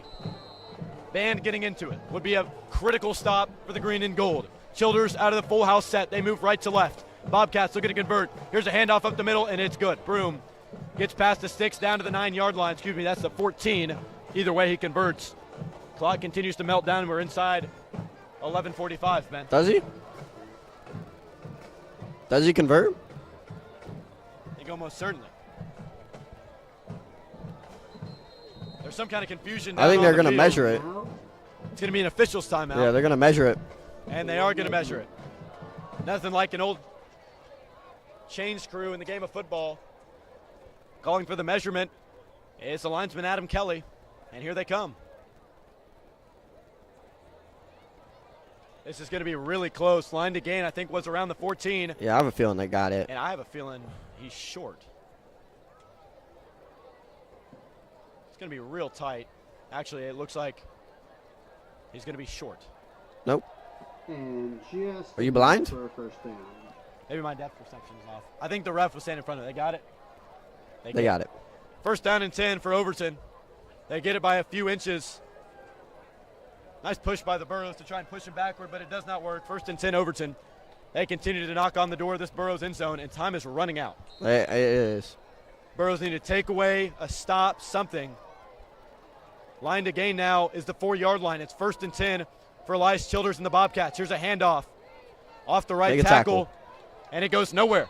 Cayman Broom, And wrapped up in the backfield. the 5'6", 215 senior, doubles as a D lineman, and he's taken down, and there is going to be an injury, it looks like, on the far sideline. It is a Burrow. We have a timeout for an injured player. You hate to see that. There's trainers right on it. It's right at the line, the original line of scrimmage. Just going to be cramps once again. We'll step away momentarily. 11:15 to play in this game. Hillsboro trailing the Overton Bobcats by 7.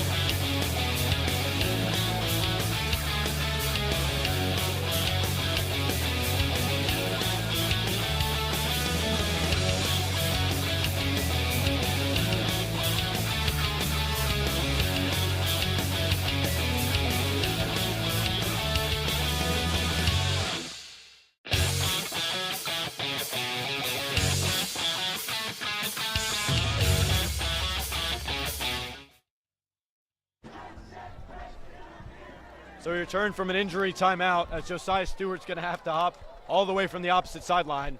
But a big-time playmaker for the Burros in a little bit of pain. That left leg really he's been going through it giving him today. some problems, trotting out to help him off the field.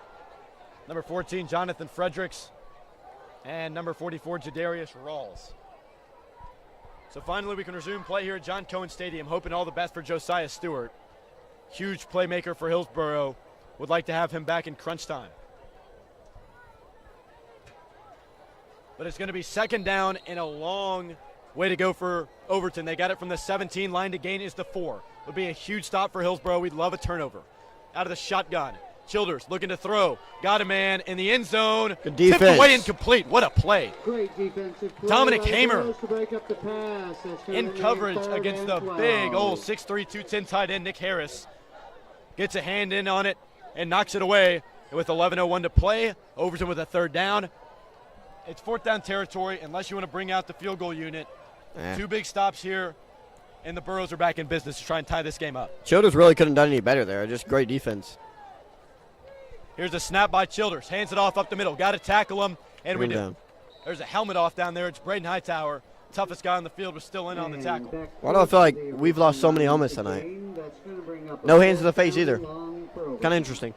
Fourth down and 9. Checking in for the helmetless player, Braden Hightower, is number 20, Xavier Lockett. And they will try a field goal. So with 10:38 to go, it's not out of reach with the field goal. You have to stay onside.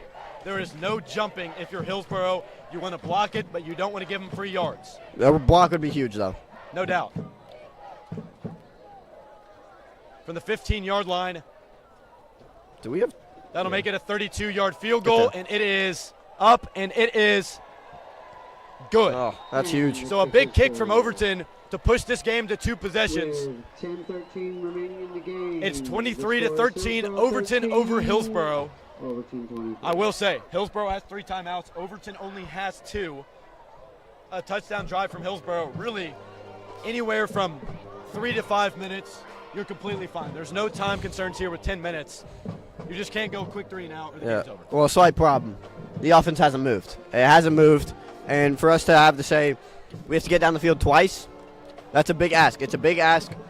We're going to need somebody to step up. Somebody's going to need to step up huge. And it's got to happen pretty soon. So it'll be Hillsboro back to receive. I'll keep saying it. The big playability from this return team is certainly there. Josh Cartmel, electric speed, Zion Puckett can make men miss an open field.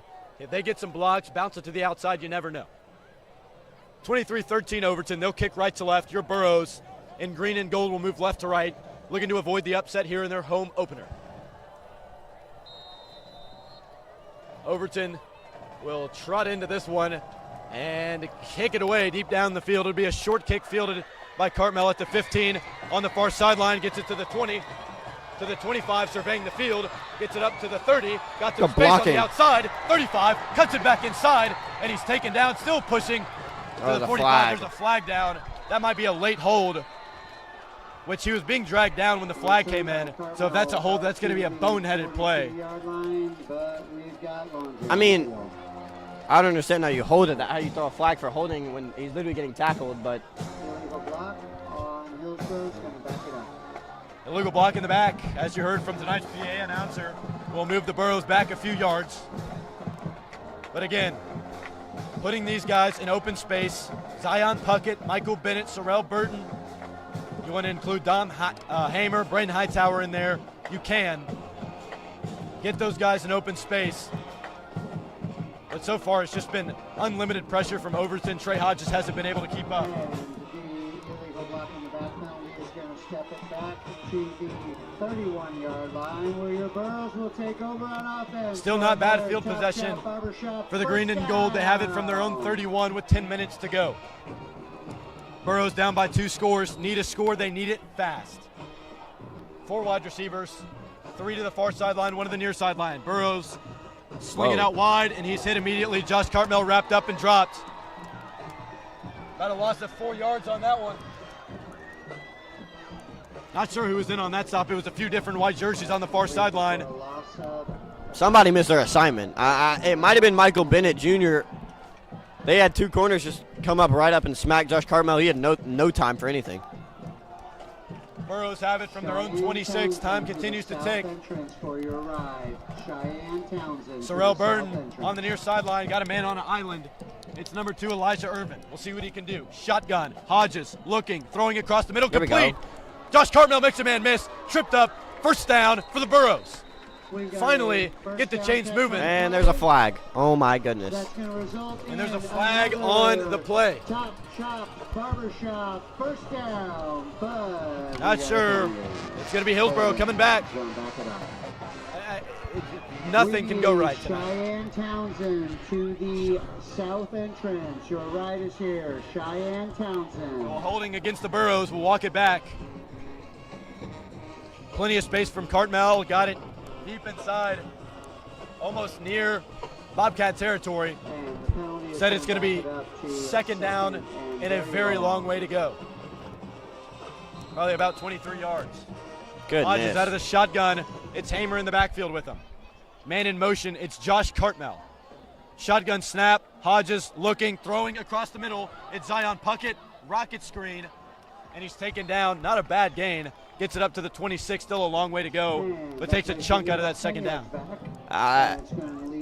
There's just nothing working. Like you said, there's just nothing that can go right. Burros finally get a good play. Hey, now's the time for a shot.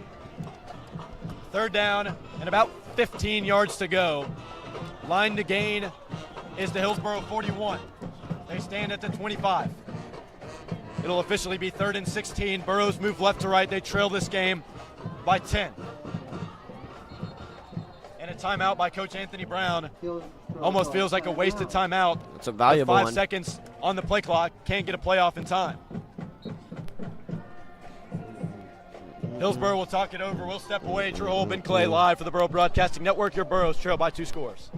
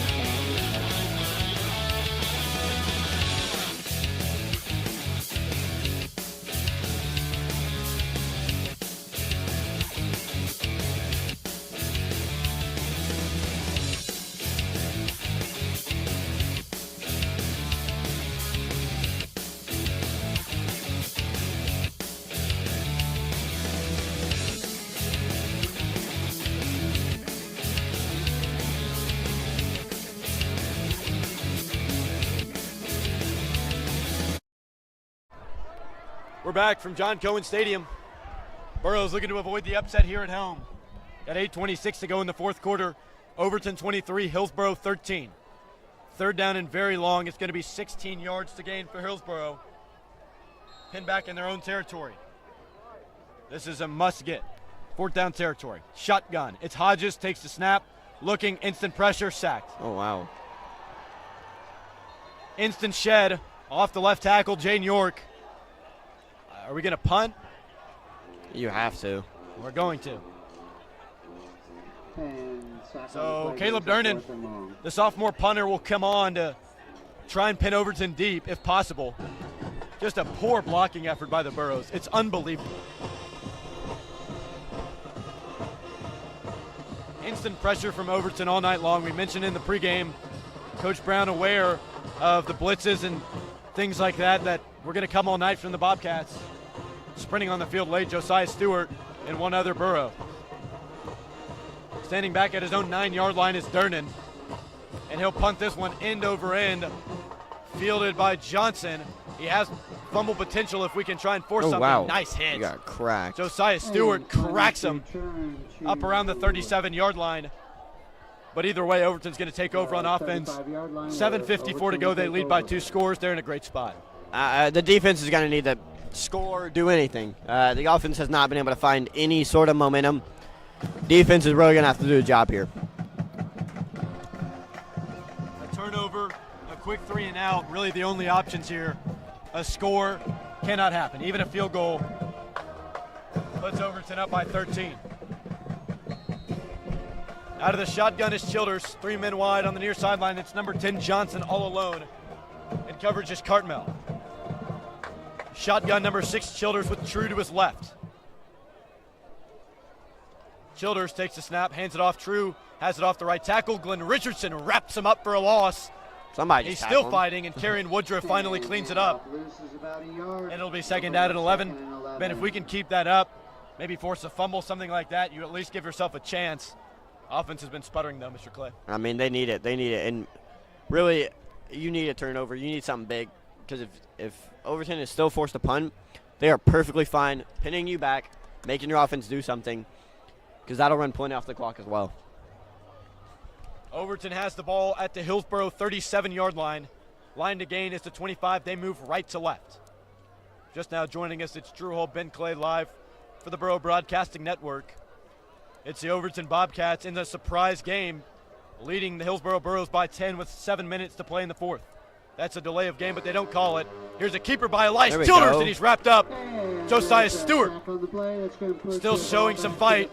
Brings him back to the 41-yard line, and it's going to be third down and 16 yards to go. 16 yards. Need this. They need this bad. It's going to be Latham trotting off the field just in time. I felt like that was a delay of game with the no call.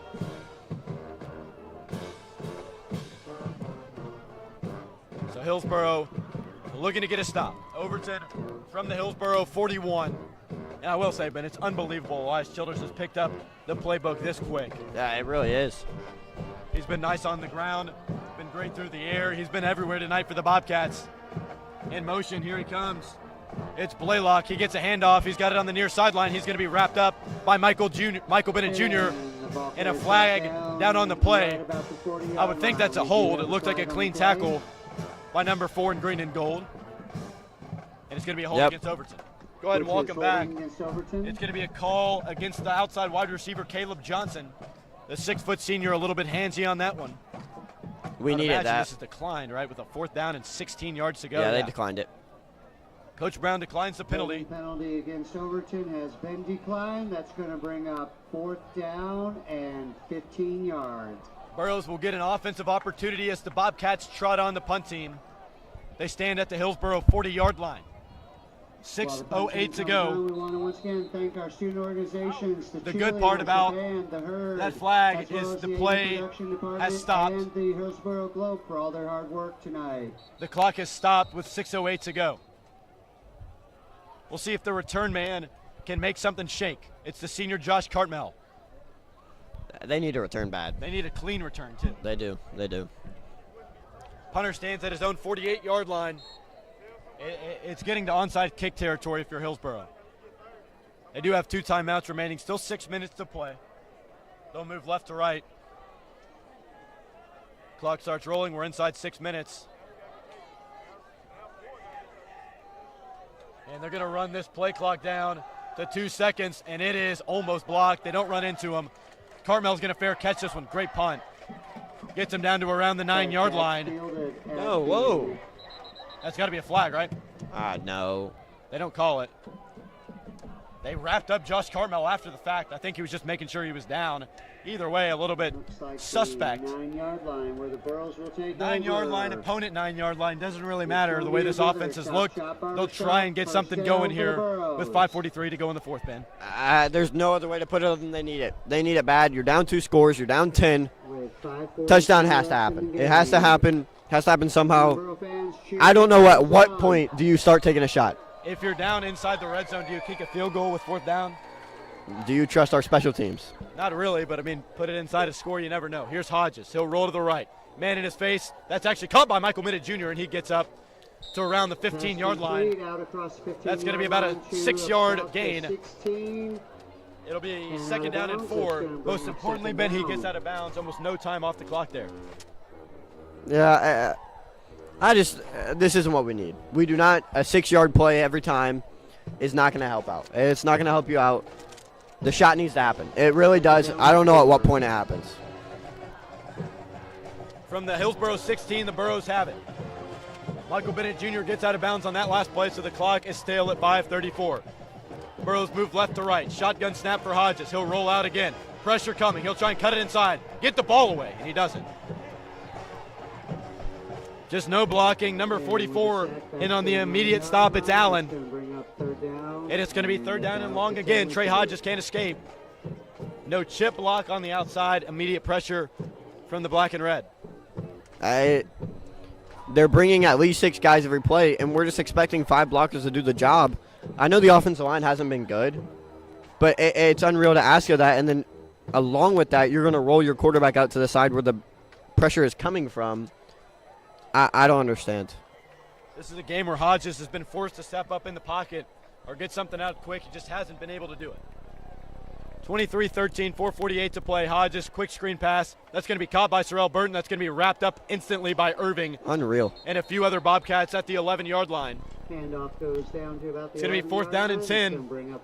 Pretty much do or die. I don't think they'll punt, although they do have it from their own 10.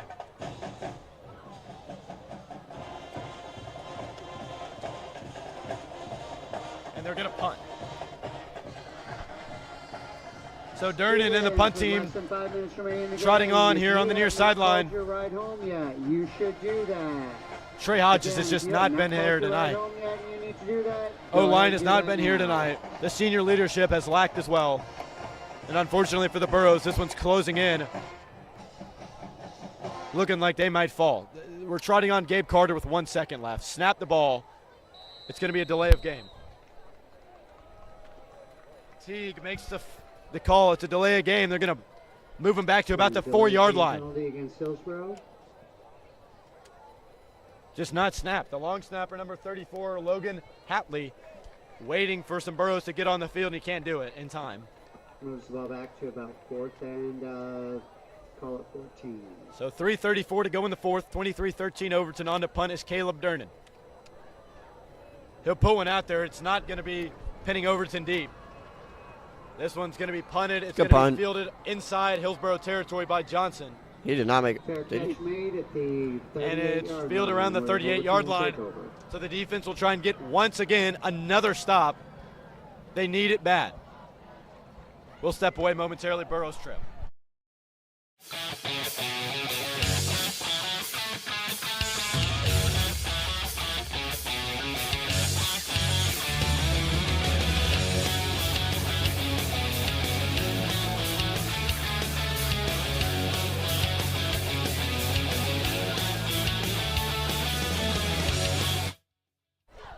So a brief break to make sure the referees had some things correct.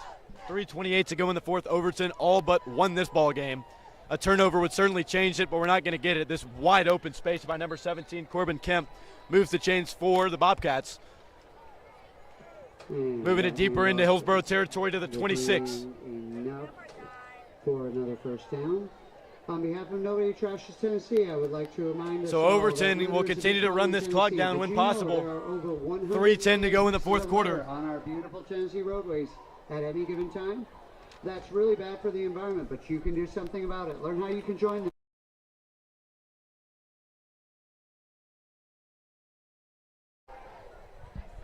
They're just going to keep on running the clock, running this football. Now under 3 minutes, it's just going to keep on going. Childers to Kemp almost picks up another 1st down. At this point, you might want to start going for the ball. Good wrap up by Jaden York. I mean, we're not even calling timeouts.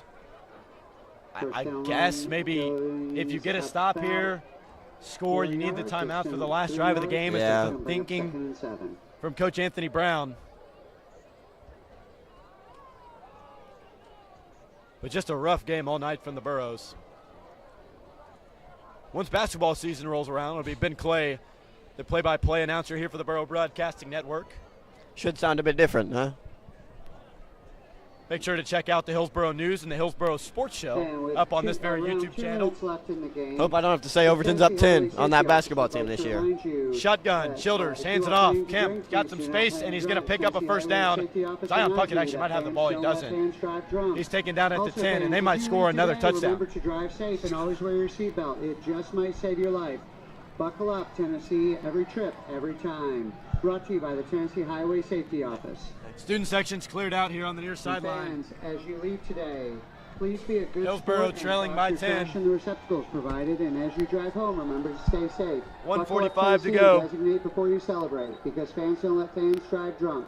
Brought to you by the Tennessee Highway Safety Office. This one hurts. It really does. It does. Senior night, home opener. Just looked like no fight from the Burros tonight. Missed tackles, missed blocking assignments, incomplete passes that don't usually happen. Kemp runs this one up the middle to the 9. But we're inside a minute and 20 to go. Brown's still not using a timeout. Probably about 5 people left in the student section. Second down and goal from Overton. This one's all but over. Yeah. So a bounce back win from the Bobcats. Suffered a huge 6-touchdown loss to the Father Ryan Fighting Irish last week. They get the better of the Burros here in week number 2.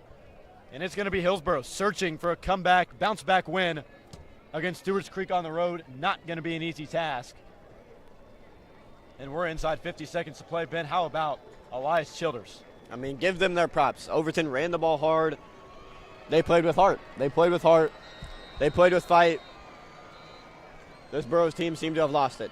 They seem to have lost it. And delay of game penalty. And it'll earn Overton the win. It'll earn them the win. So 37 seconds to play here in the fourth quarter. Overton continues to move right to left. Second and goal. They do lead by 2 scores. They'll continue to bleed this clock out here in the fourth quarter. Victory formation might be in the cards here for the white jerseys. Elias Childers' first career start, first career win in the Nashville area. Bobcats take this one, hand it off to Braden True, and don't let him score. Do not let him in the end zone. He's going to get there. They're going to call touchdown. Oh, wow, okay. Just no pride tonight. Way to waste our time. Burros let in another touchdown in the fourth quarter with 26 seconds to play.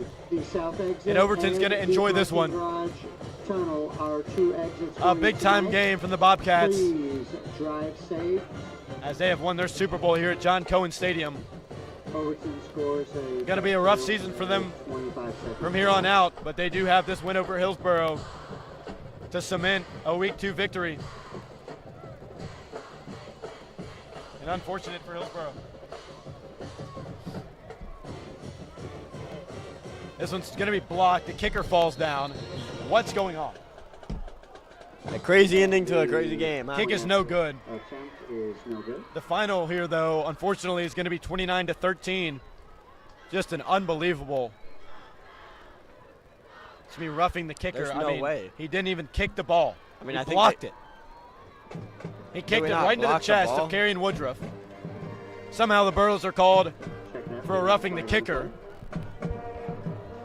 Adding some insult to the injury is the umpire tonight, Brett Boone. Not the MLB player. Just to clarify. 25 seconds to go. On to kick the extra point again is Overton. That one is also no good. Ball don't lie. That's off. 29-13 Overton. No good. I think it's their backup kicker. 25 It is. seconds remaining in the ball game. The score is Hillsboro 13, Overton 29. So Hillsboro is going to suffer a loss here in Week 2 at John Cohen. 25 seconds to go. And the rival from down the street, the Overton Bobcats, has pulled off a win against the Hillsboro Burros athletic opponent for the first time since earlier this year, maybe last year. What a win. A gutsy win on the road by Overton. Give them their credit. But for the Burros, a brutal loss. I mean, if you're down there for the Burros, you feel like you let the team down. Plenty of fans came out. Plenty of Burro students came out. And unfortunately, just go down by 2 scores here in John Cohen. This is the best outing we've seen in a while. And to go down like this really hurts. Overton will stay on the road next week for East. They'll try and get to 2-1 on the season with back-to-back wins over Metro teams. As for the Burros, I mentioned their travels to Stewart's Creek. There's a flag on the near sideline tossed by Frederick Teague. Got a flag on the kick. That looks like it's going to be an offside or an illegal motion for this Bobcats kicking team. Probably got their backups in there. just not our night. Salt to the wound, it feels like, you know. Start on the kicking team. 4 losses last year for the Burros. This is going to be one of them here in 2024. Not something you expect every day for an Overton opponent to beat a Hillsboro Burros athletic opponent, but it's happened here. They're fired up. And kicking from the 45 now after that false start is going to be Overton back to return. Zion Puckett and Josh Cartmel. This is going to be a pooch kick fielded. That's actually going to go out of bounds. So Hillsboro's going to take over from pretty good field position, but it won't matter. 25 seconds to go. They'll move left to right, trailing by 16. An improbable win from the Overton Bobcats. They'll have a good weekend. Yeah. For the Burros, I mean, hey, it's right back to work. You know, Stewart's Creek next week is not an easy game at all. They're going to need to come out prepared. This week clearly did not come out prepared. Next week's going to have to be different. Tricky week, obviously, for all schools across the state. Heat up over 100 degrees. Not able to be on the field, and it looks like that just hit the Burros a little harder than it hit the Bobcats. You can't take a knee when you're losing. We're not going to do that. Well, they're going to. We're going to knee this one out here at John Victory Cohen formation. Stadium. An improbable victory, as I've mentioned a few times, for the Overton Bobcats. And I cannot believe it. Overton has upset the Hillsboro Burros here at John Cohen Stadium. Have a great night, drive safe. A good win by Ron Lambert and the Overton Bobcats. An even better game from the Webb School transfer Elias Childers. Borough Broadcast Network will not be live next week for the game against the Stewart's Creek Redhawks on the road. Instead, we will return when the Cane Ridge Ravens come to John Cohen Stadium. It's either going to be a 2-1 Burros team or a 1-2 Burros team searching for a victory. We appreciate you tuning in to watch the to listen in as the Overton Bobcats have taken down the Hillsboro Burros here at John Cohen Stadium. Final from Hillsboro Pike, Overton 29, Hillsboro 13. That'll do it. Drew Hole, Ben Clay, live for the Borough Broadcasting Network, signing off. See you in week 4. Head coach of the Boys and Girls Soccer program at Hillsboro, and listen to the Borough Broadcast Network. I am Coach Anthony Brown, head football coach of Hillsboro High School, and you're listening to the Borough Broadcasting Network. What's going on, everybody? Drew Hole and Ben Clay, the voices of the Hillsboro Burros. In case you didn't know, the Borough News airing weekly on this very YouTube channel. Make sure to tune in weekly to stay up to date with anything Burros news. All things sports, school, community, weather, and more. Stay in sync with Hillsboro. And go Burros!